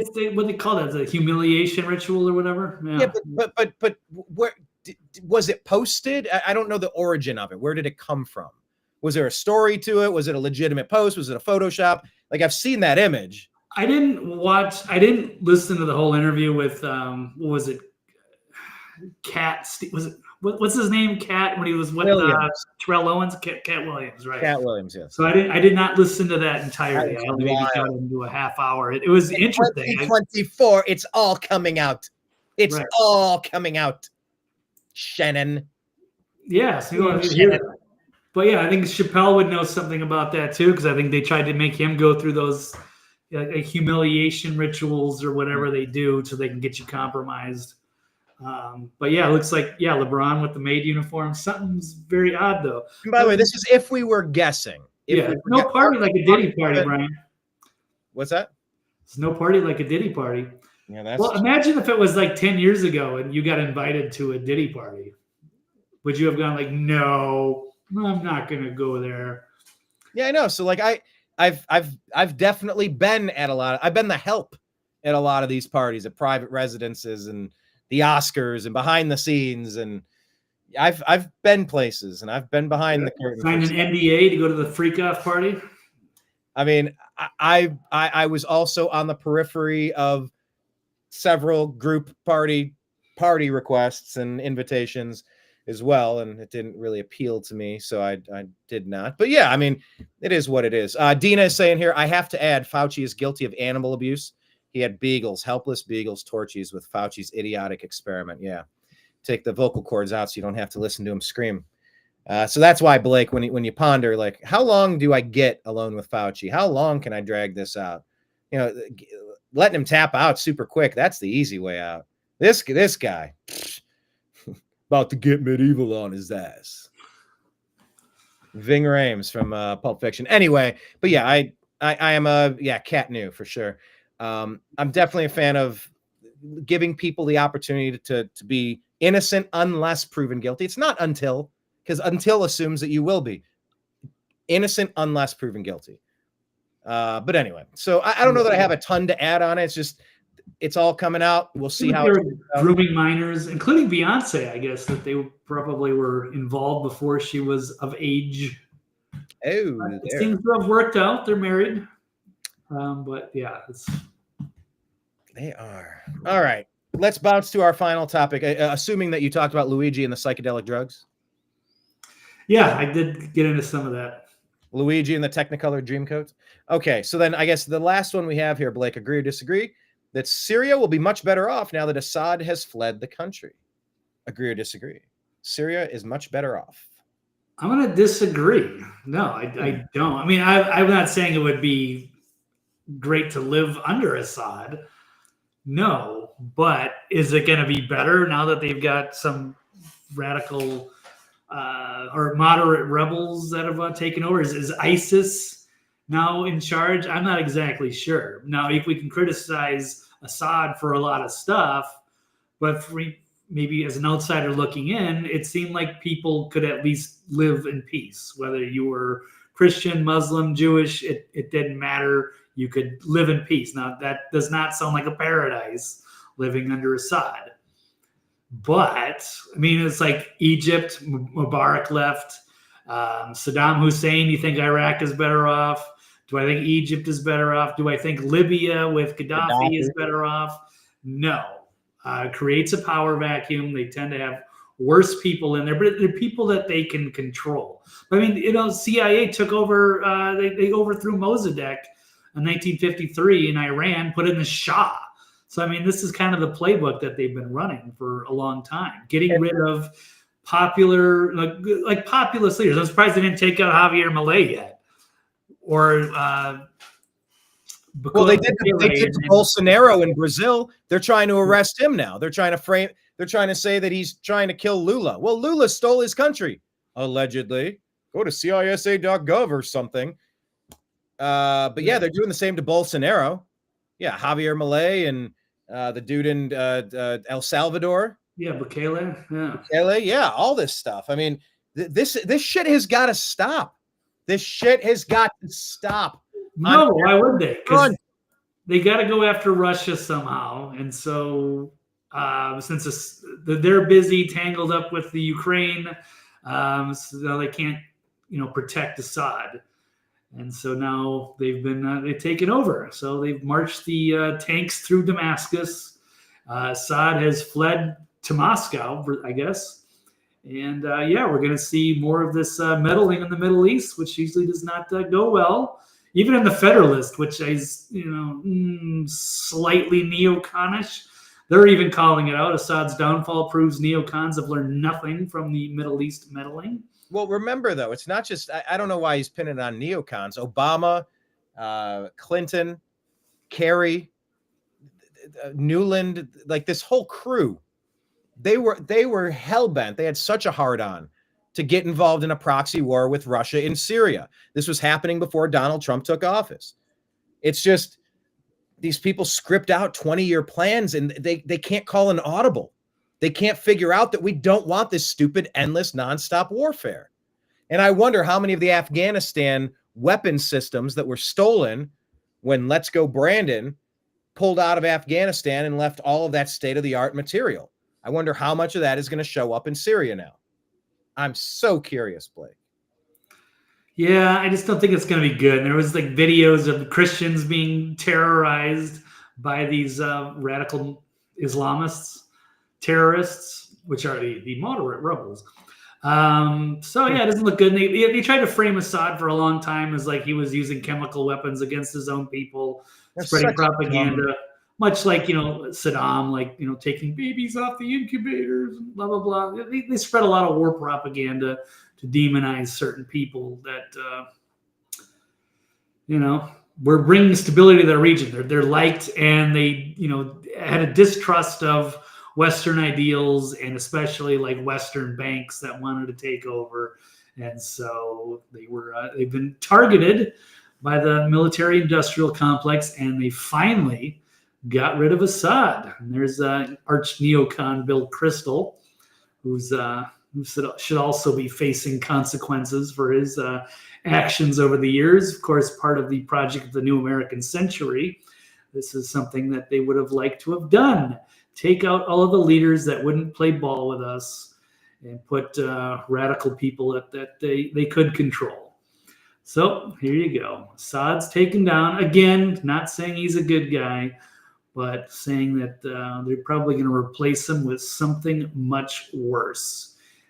And, okay, what else? In Syria, be careful what you wish for. Sharia law and a new wave of refugees is more likely than a democracy following the fall of Assad and the U.S. meddling. There's another article. What else do we have? Trump remarking on the dramatic fall of Assad regime in Syria, kind of saying we're not really going to get involved here, but it's sad to see.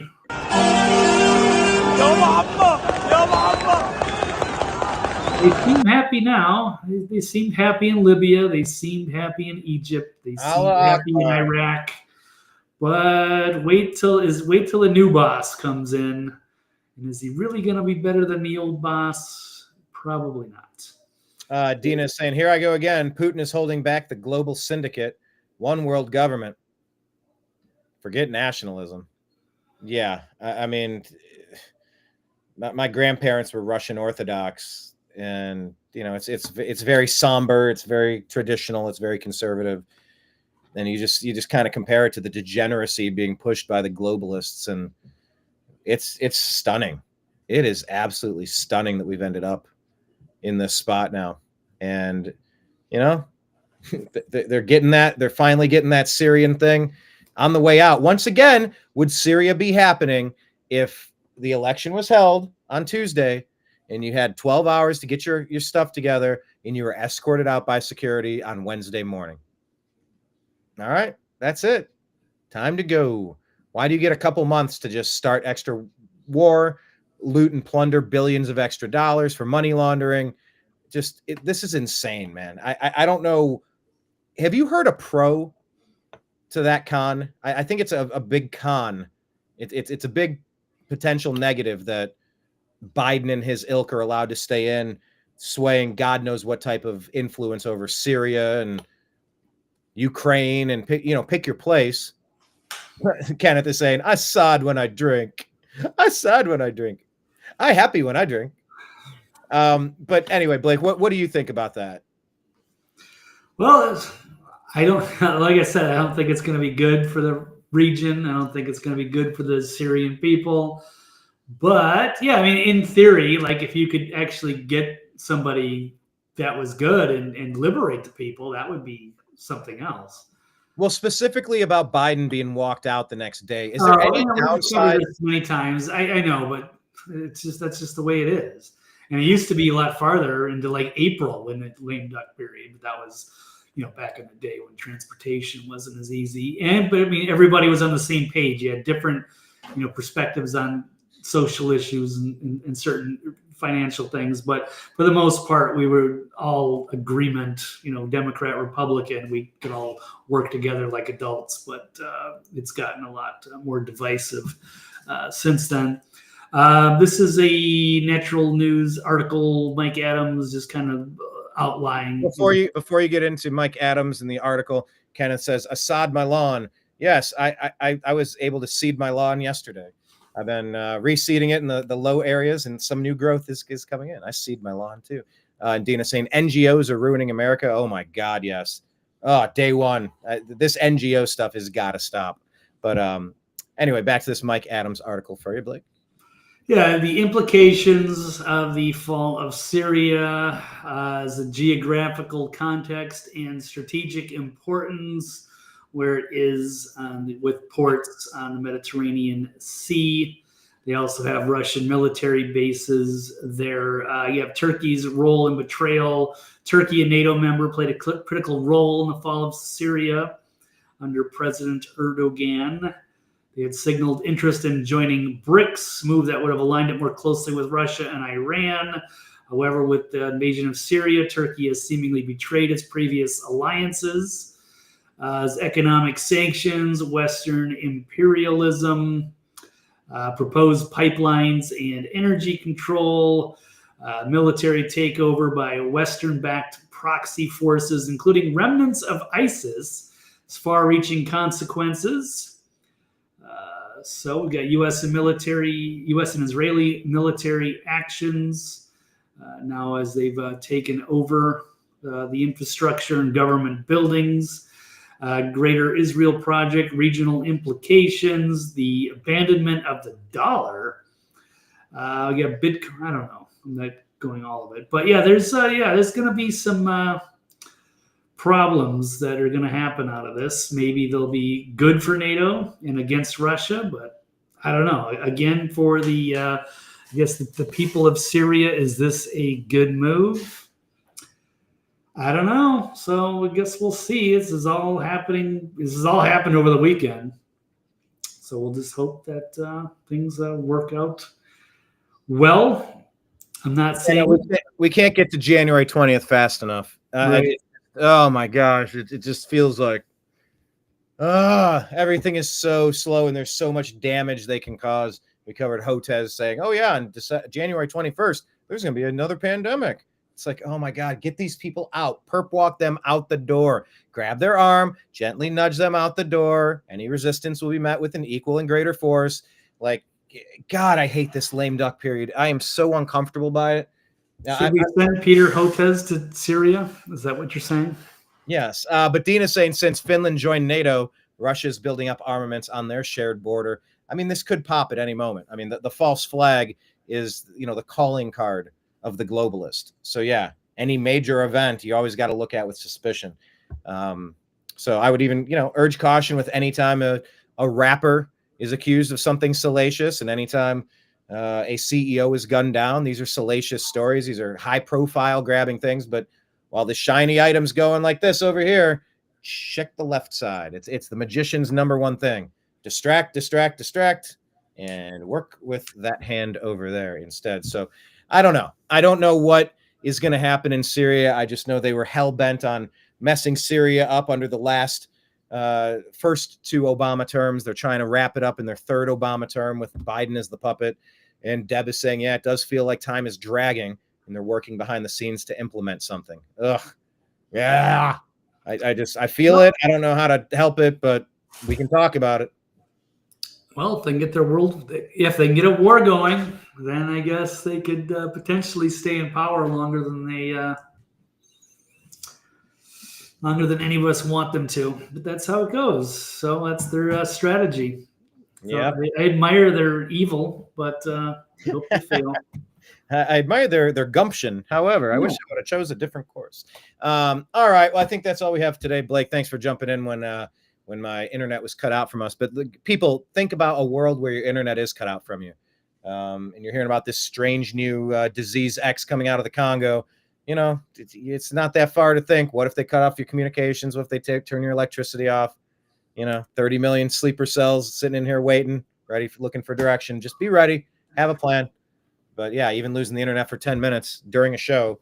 But it's a reminder that everything we have that's comfortable now could be totally different tomorrow. So just have a plan. Get a bug out bag. Get a protocol together. Just get a little bit more prepared than you were yesterday for anything. And if Lord willing, we can make it to January 20th, we're not done, but then we can maybe catch our breath and then go into the next phase. But the bad people are not going to stop being bad. They're going to keep going. They're just going to try new techniques. So be on the lookout. Deb is saying, yeah, it makes me nervous, but we got to pray more now than ever. Blake, would you like to lead us in a non-denominational prayer? No, definitely not. No? No, I'm not a prayer guy necessarily. I'm not a religious guy so much. Yeah, I believe in the power of positive thinking, and I believe in prayer and whatever. But no, I'm not the guy that would lead the prayer circle. I'll politely nod my head. So go ahead, Brian. Why don't you do the praying? Because it's just not the way I roll, bro. All right. So since Deb from Sacramento brings it up, I'll be here for a long time. It's time for a coffee break. Usually I like these shows to be like 90 minutes. Otherwise I start getting a little too much. But here we are. So I'll try to stop yawning. I'm so close. But I'm going to have a nice big coffee break at some point before I get ready for the next show coming up in 3.5 hours, Toxically Masculine Tuesday, with Mike Barra, Dr. Brooks Agnew, Trail Boss, Steve Doran, and myself. Yes, it's a good show. Some people call it the best roundtable on the entire internet. Okay, I'm going to say a word, if you will. Dear Heavenly Father, Lord, Grand Architect of the Universe, Spirit, Universe, the powers that be, whatever you want to define that energy to be. Just asking for your continued guidance, continue to keep your angels close to us. Should we need your protection in a circumstance that we're unable to fully control ourselves? And if we do happen to find ourselves in the unfortunate position where we have to perhaps be like a Daniel Penny and try to step up and help for the good of the community, like the Marines teach, it's not a matter of not being scared, because we all get scared, but help us understand how to navigate that quickly and spring into action when jeopardy is at our doorstep. So please keep us steadfast in our mission. Keep us positive. Maybe I'll individually ask to help me find a way to refine my colorful language that can get so aggressive sounding at times, which can sometimes push people away in the conversation. But damn it, I like to use every color in the crayon box, and I got 64 of them, so I like using periwinkle blue sometimes. But anyway, all that being said, reference? Okay. Yeah, periwinkle blue. But all that being said, gratitude and appreciation for where I find myself at this stage in my life. I think back to the times I wished I could have had a lot of things right now that I do have. And so I'm going to choose to be grateful for the moment I have and not too concerned and too panicked or worried about what may happen in the future. Because let's face it, a lot of the shit that we worry about doesn't really come to fruition anyway. So let's use the most of our computational skills in our brain and our hearts to focus on the things that matter. And that's about leveling up our lives and becoming the best versions of ourselves that we can be. In your name we pray. Amen. So mote it be. Amen.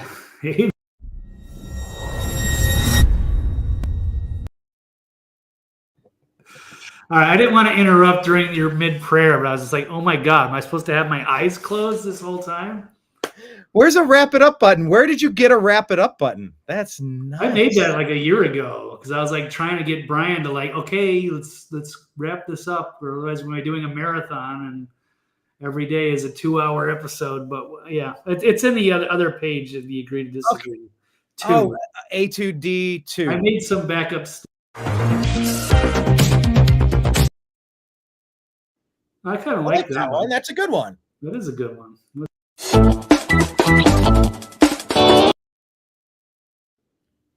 Wow, that's okay. What's this one?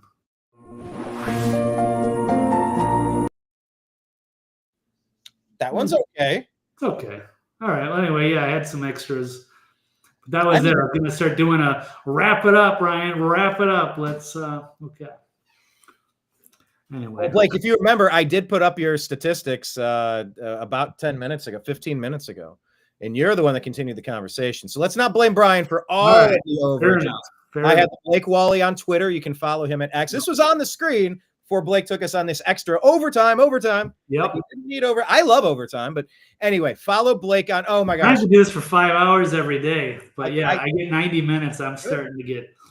Yeah, I'm not going to scream and yell like that first opening salvo at Liz Cheney and Kinzinger, but yeah, but I would do 5 hours a day, and I probably should. Deb is saying I love colorful language. Damn it, the effing applies. If it effing applies, use it. Yeah, I paint with the colors that I have for sure.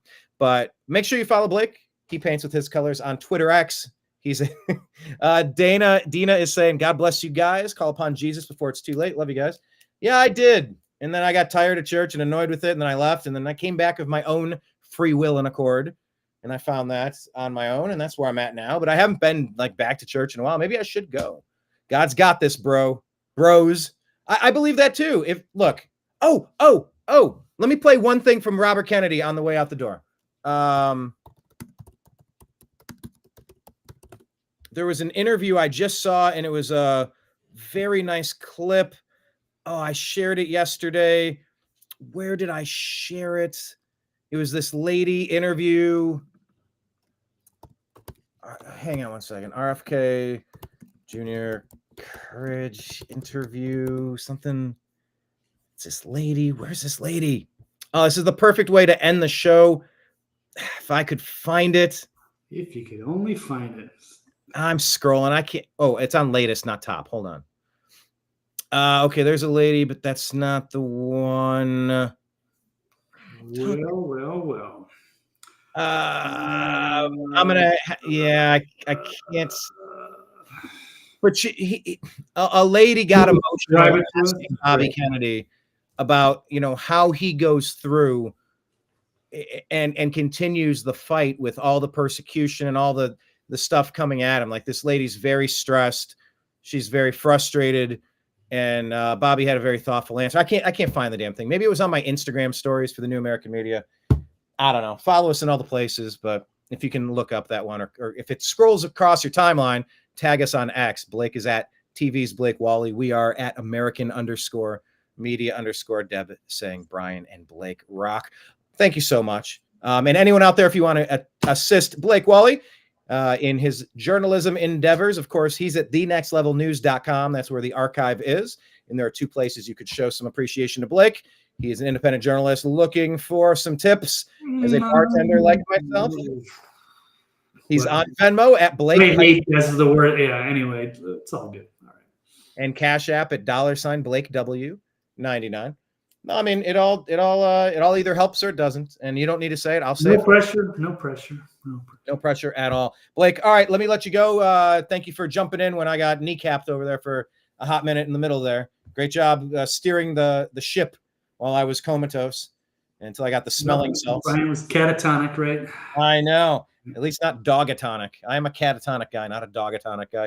But anyway, Blake, everybody check out his show, Toxically Masculine, Tuesday tonight at 9 p.m. Eastern with all of the boys. Blake, thank you again. We'll talk soon, sir. Thanks, Brian, and thanks everyone. Chad, Kenneth, Deb, Dina. Nice to meet Dina. All right. Well, let's look forward. We'll do it again Thursday. Awesome. Be continued. Thank you, Blake. Everybody. Thanks. All right, there he goes, everyone. TV's Blake Walley. Now, if you want to, make sure hit like, hit subscribe, leave a couple comments. That engagement on the algorithm lets people know. It'll let X and Rumble and YouTube know that people watching are engaging, and engaging content is stuff that they'll recommend to other people. So please invite some people to join our show. Invite some people to like our stuff. Copy a link to one of our things and toss it to 10 of the smartest people you know. And go, hey. I like this show, and could you subscribe to their channel? Maybe check out a show. It's that word of mouth. We appreciate it. And we try to work your comments. Can't get all of them in, but as it's appropriate, we try to work them into the program. And I think it makes for a more interesting program. This is 2024. I don't want to get talked at. I want a conversation. I want to play tennis with someone that hits the ball back on the other side of the court. The best thing that came out of the internet in the late 90s, early 2000s, the comments section. The comments section has been that's where I go for info. I'm not going to get much out of a story written by a propagandist. I'm going to read some of the highest upvoted pieces of material to gauge the wisdom of the readers and see what they have to say. So, I mean, the discerning people that like our program, I hope you'll connect with us, hit like, hit subscribe, hit the notification bell. I told you the ways to follow Blake and how you could contribute there. But definitely the New American Media. If you don't have a Rumble account, start one and follow the New American Media first. It's like the old YouTube. I mean, we're monetized over there. YouTube took our monetization away right around the time we interviewed why am I the most interesting man in the world? Libertarian presidential candidate John McAfee. I had 4 names in my head, and I'm like, you got to move these names. These aren't the names. Like visually, I like the names were there. I'm like, nope. Ah, there it is.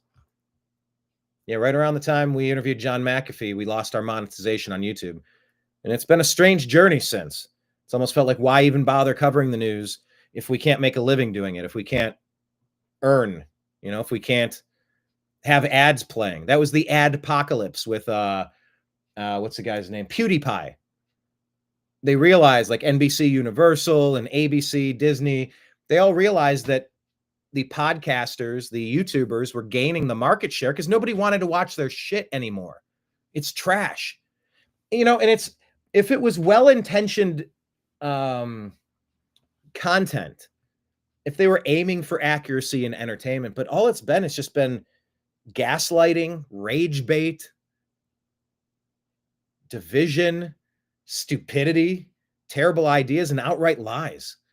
Nobody wants to watch that, but that's what YouTube did. They took away our ability to broadcast. They stopped recommending us when a topic came out. I remember Ariana Grande, there was a shooting at her concert. Whatever I was doing in the news cam, I'm like, oh, I went live right away. And I was like, hey, let me walk you through this. Here's what we know. Here's what's going on. Now let me talk to you about if you're going to be out in public this year. This is amidst the wave of the Obama terrorism, the Obama doctrine terrorism surge, because Obama and his ilk were definitely behind that global chaos. It's who they are. It's what they push. It's their agenda. I just reported on the scenario that happened, who, what, where, when, why at the concert. And I gave real information and advice, tips and strategies on what to do if you're at a concert. Set a rally point. If something goes chaotic, we meet at this lamppost. And if we can't make it here, there's our secondary location. Like vice versa. If we can't make it there, we'll come here. So here's two places. And if something goes on, there's the nearest emergency door, and here's how we get out of here. This was roughly on the heels of the Bataclan shooting with the Eagles of Death Metal. And I interviewed a member, what was it, Jesse from the Eagles of Death Metal at a NAMM convention in Anaheim. And I asked him about his experience at that terrorist attack. It was awful. I just did a story. One, because I'm giving you the who, what, where, when, why. Two, I'm giving you useful hints and help and tips and tricks. And YouTube demonetized it. Said that the content that I had, something didn't meet the criteria. Meanwhile, every suggested video on the right side of my screen, it was ABC, CBS, CNN, MSNBC, covering the Ariana Grande shooting. And when I clicked on it, it played me an advertisement for Coca-Cola and Ford trucks. Fuck YouTube. Facebook, Instagram, all of them. All of you censors that have been trying to take away my ability to earn a living for 13 years. And it really is. If Blake wouldn't have gotten me back into this last year, was it last March? I don't know. I don't know if I would still be creating original independent content, such as the documentary. Check out our documentary, Hurricane Helene, Help on the Way. We went to North Carolina with Grizzly and stayed at his tattoo shop. Then we went 2 hours in from Southern Virginia through Tennessee into North Carolina to show you what's going on and what it really looks like. It's bad. You know, we went to every convention this year. Chicago for the Democrat convention. We went to Milwaukee for the Republican convention. I went to the Bronx and reported for the New American Media and Real America's Voice. Got on with Posobiec, and they used my content on Bannon's show right before they jailed him, right before they shot Trump. Went to the Libertarian Convention with Vivek and Bobby Kennedy coming and making their plea, saying, here's why you need to vote MAGA. And look, they all teamed up. Like, we covered history, and I'll be putting together a final project. I'm going to start working on it real soon to kind of show you where we've been, because we were in January 6, 2021. And we got some incredible footage, but,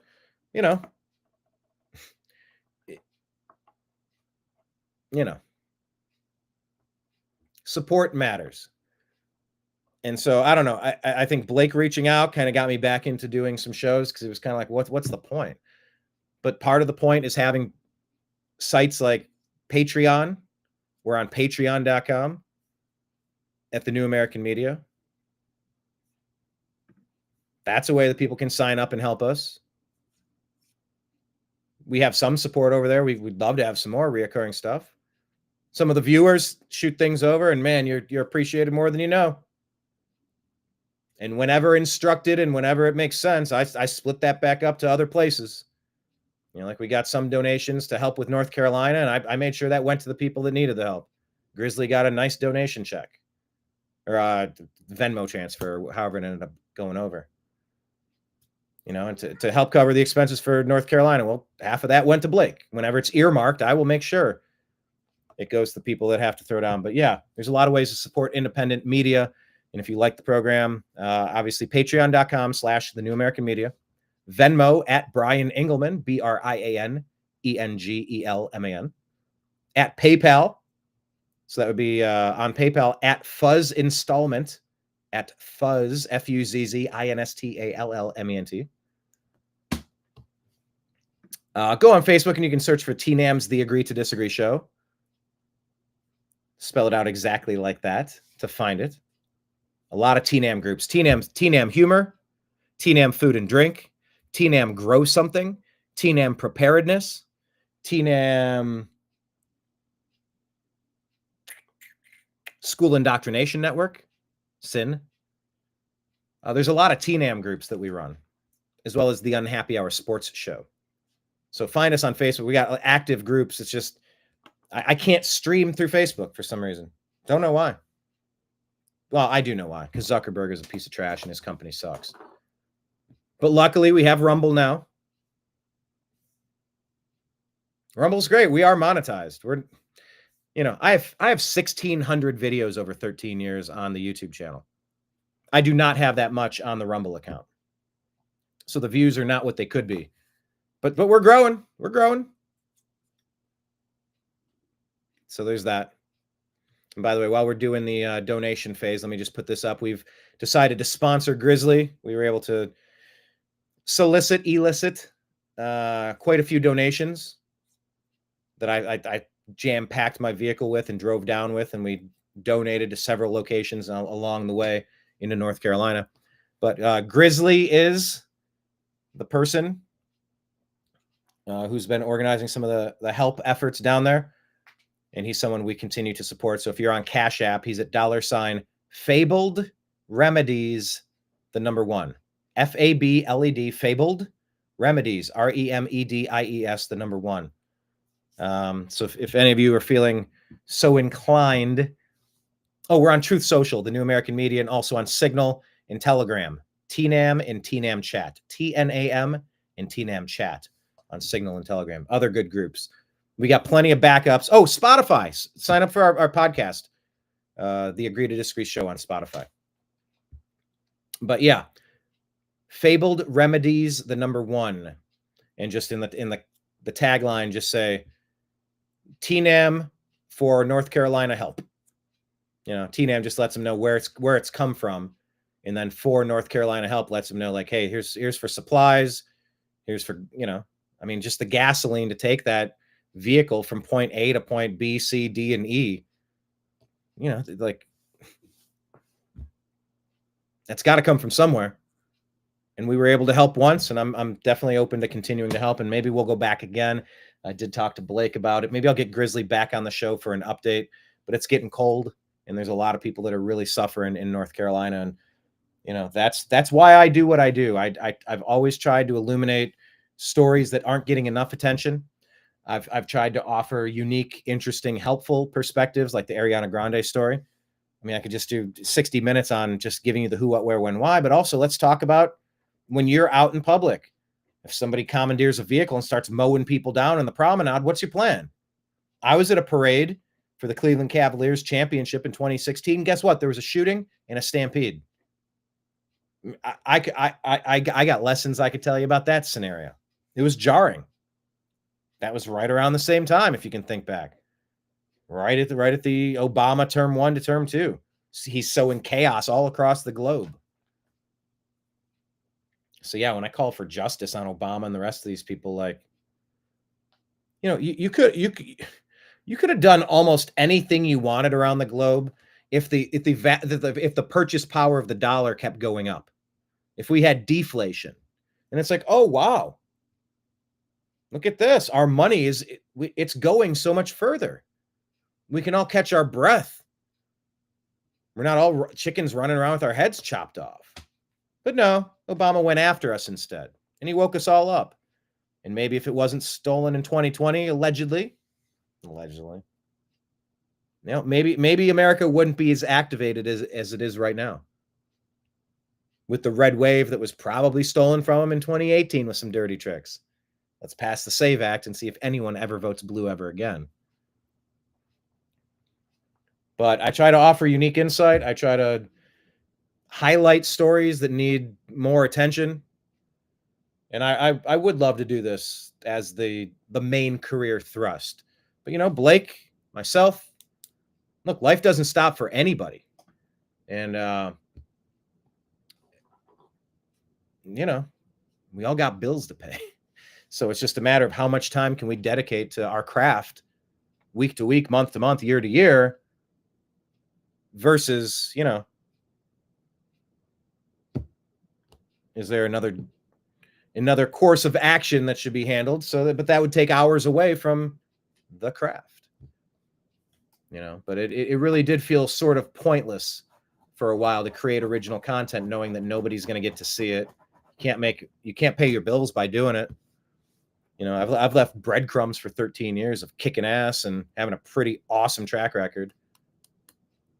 A lot of jokes along the way, some humor, some laughs, unique insights, some average impersonations, but really just a nose for the news and trying to give you what's missing from the marketplace. When Chris Wallace came out and repeated the fine people hoax in the 2020 debate to try to knock Trump out, I haven't watched Fox since. I don't miss it. I catch clips on Gutfeld. Yeah, I like Gutfeld. I like a couple of their personalities, some of their shows. I don't trust them at all anymore. I just ask, have I ever given you a reason to not trust me, to not trust the new American media? No, I don't think I have. I don't think so at all. I think we've been sounding the alarm on danger for a very long time. Look at this graphic that we made.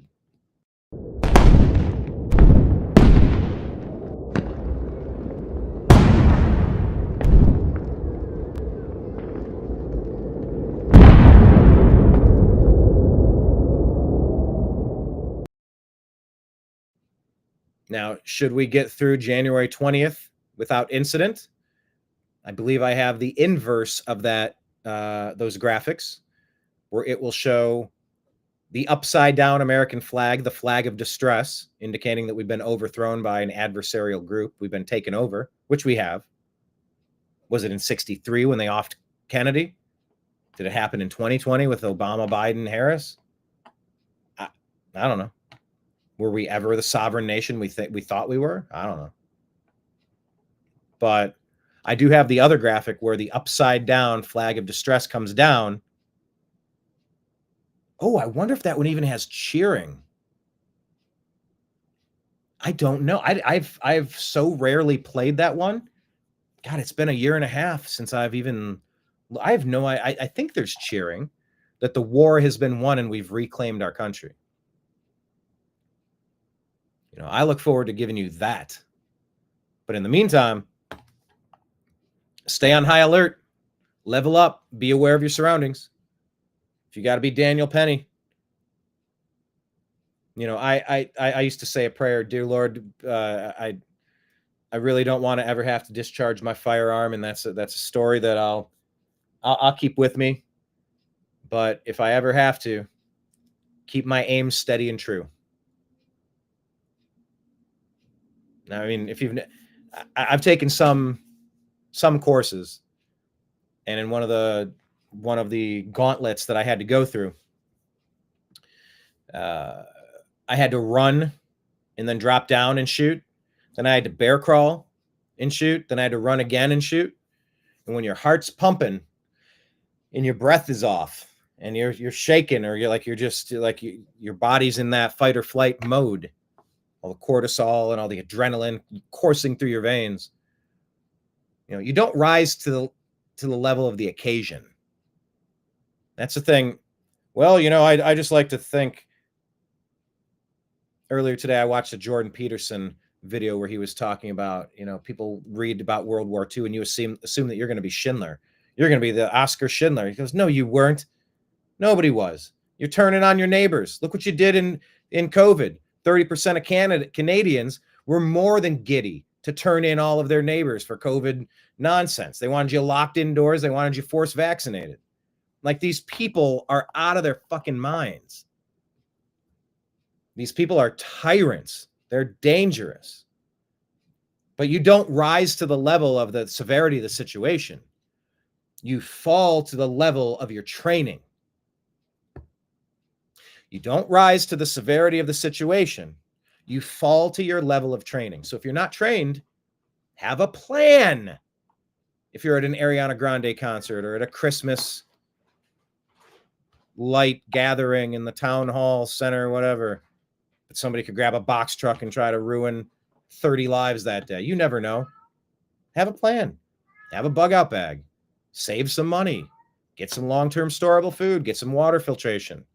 Backup communications devices. Backup power generation devices. Security. You know, having a guitar in your closet doesn't make you a musician any more than having a gun in your drawer makes you a marksman. You got to practice. You have to know, you have to be proficient with your tools. So, you know, these are the things I'm passionate about. Back to Pulp Fiction. About being the shepherd, leading your blind ass through the valley of darkness. See, now I'd like to think that's true. But it ain't. You see, the truth is, I am the tyranny of evil men. And you, Ringo. It's been a while since I've seen it. I can't quote it entirely. But I do want to be a shepherd. I do want to guide the viewers through. I don't even know how to explain how much news we consume in order to find the most relevant stories, to give you the proper context, to try to have a fairly reasonable understanding that our interpretation of the events are as close to accurate as possible. I have never intentionally lied to you about a single story. I've chosen to not cover some stories or not cover some stories as much. Maybe it's because I don't necessarily know how I feel about it. Maybe it's because I don't necessarily think that how it's being reported is accurate. You know? So if I'm omitting certain stories, I'm choosing to not focus on that. That doesn't necessarily mean that I'm misleading anybody at all, because I haven't. I've never taken a story and tried to change the situation to make it more appealing to me or my personal stock portfolio or my personal ethnic or religious or, you know, different things about me. It takes a lot to sift through to try to get you as close to a, you know, it's like we try to triple distill our vodka around here at the New American Media. Blake's been a bartender. I've been a bartender. The name of my other show is literally called The Unhappy Hour Sports Show. Trying to get my cat to jump up here. Come on. Come. Jump. Nimbus. Will he jump? He's not jumping. Come on. Anyway, I try to triple distill my vodka around here. And that takes time. And time is money. And, you know, I love the New American Media. I love the Agree to Disagree show. And we like to continue to grow. And all of your support is super appreciated. Every bit of it is super appreciated. Let me just buzz through the comments here, and then I'll wrap this up.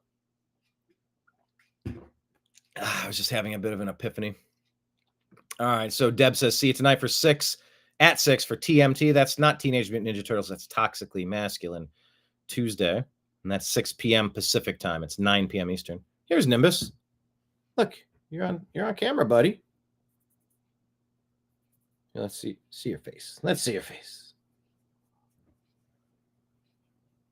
Do you believe in familiars, spirits, spirit animals that follow you? I think I've had Nimbus before. I called him Smokey when I was a younger man. Smokey lived a nice long life and passed eventually. And Nimbus has been with me for a long time, and he's lived a nice, great life as well. But he's a familiar. Looks the same, acts the same. And he's like my guide. You know, it's like you refresh in the afterlife. You go into that waiting room, and then you get reborn, and then you're back. You're a kitten, and here you are again, hanging out with me. He just likes these head rubs right there by the ears. Yes, and Blake is leaving. Dina says World War III winner will have ashes in his mouth. Yeah. What did Einstein say? I don't know how they're going to fight World War III, but World War IV will be fought with sticks and stones. Yes, positive vibes to Blake. Yeah, Blake is going to grab a coffee, make it a whole breakfast. He'll have Blake and eggs. Bacon and eggs. I do the nose kiss with my cat. There to there. And he understands it too. Like it's very cute. Yeah, Stud Muffin Central. Thank you, Brian. Thank you. Dina saying great discussions. Thank you, Dina. I don't recall you being around here before. Please hit subscribe to the New American Media and Blake Walley's YouTube channels. Let's see. Call upon our Lord and Savior Jesus Christ. Goodbye, y'all. Amen. Amen, bro. God's got this. Okay. God bless you guys. Call upon Jesus for it's too late. There we go. Deb saying wrap it up with a big effing bow. LOL. Gone, but not gone. Yeah, that is kind of where I'm at now. I'm gone, but not gone. We've ended the show, but we have not ended the show. This is the overtime. Flip the clip. Dina saying Jesus is a personal relationship, not the traditions of church. It's you and Jesus. Blake Centerfold Wally. Thanks, Deb. Great show today, guys. Appreciate you. Oh, Kenneth, looking for some tail. Yes, cats do rock. Is this one purring? I don't think he's purring right now. He's hungry. He's ready for his dinner. T-Nam I am. Sam I am. Green eggs and ham. Bacon and eggs. Yes, I'm right that it does. Engagement and reciprocity on social media. T-Nam with salad. T-Nam and I can. T-Nam you can. T-Nam Nana 19. T-Nam Nana 19. Deb, I need you to elaborate. What do you mean? Brian's brain is like a Pentium chip. Is that a good thing? Should I be Lenovo? Or what's the name of that other one? Yes, it's a big one, not Intel. What's the one in Taiwan? Or I don't know. What's the name of the chip company? Deb, how is Brian's brain like a Pentium chip? Pentium chip. A Taco Grande. Hey, Taco Grandes are delicious. Bye for now. All right.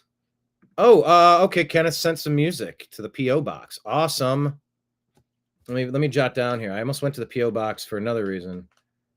I don't check it usually. Sent a whole bunch of music. Interesting. Thank you. I don't have bills to pay.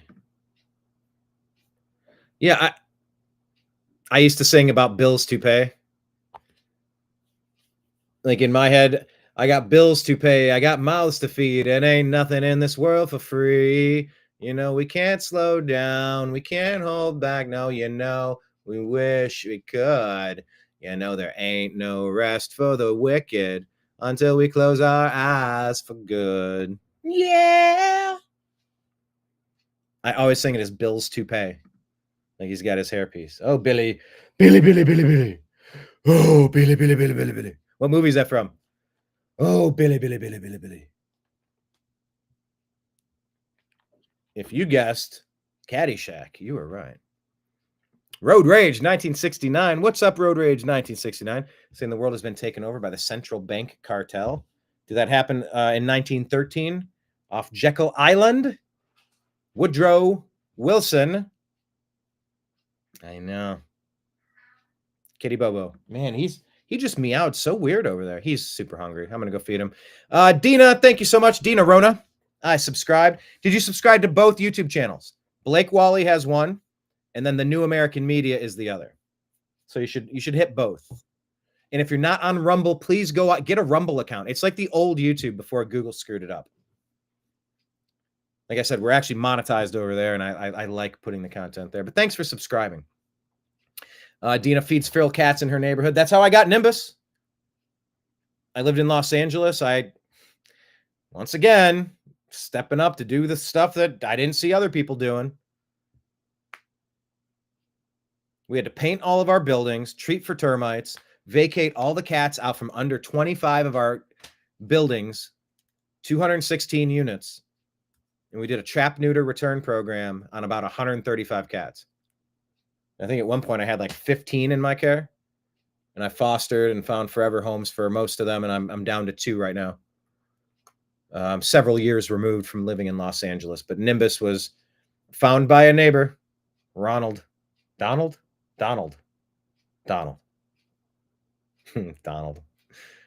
Hey, Brian, there's a cat in the laundry room. It kind of sounds like him too. I wish you could have met him.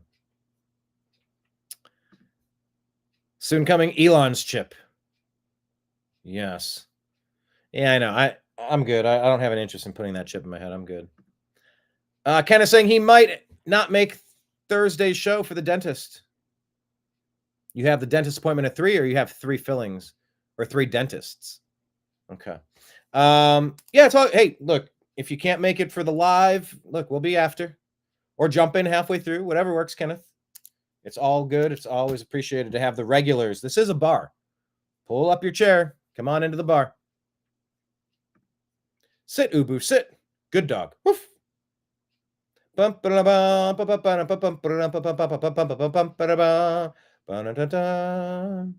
remember that? Sit, Ubu, sit. Good dog. Oh, you have 3 cats. Sir, cat, sir. You have 3 cats. Yeah, cat people are built different. I think it's fair to say. Cat people are good people. You know, dogs are cool. I've just always been a cat guy. But for now, I'm going to be a done guy. Thank you all. Appreciate it. Subscribe, hit like, do all the things. Find us, Spotify podcast, everything that I mentioned. Thanks to Blake Walley. Check out his Toxically Masculine Tuesday show tonight. And then also be sure. Remember that Seinfeld where he's like itching the side of his nose, but like the person in the car that he's dating thinks that he's knuckle deep? No, it was a scratch. It was an itch. It wasn't a... Well, you know, whatever he says. I'll have some truth on the rocks. I'm going to make it a double, Kenneth. Here's your double. All right, I'm out on the double. I appreciate you. I love you. We'll talk to you again soon. Take care.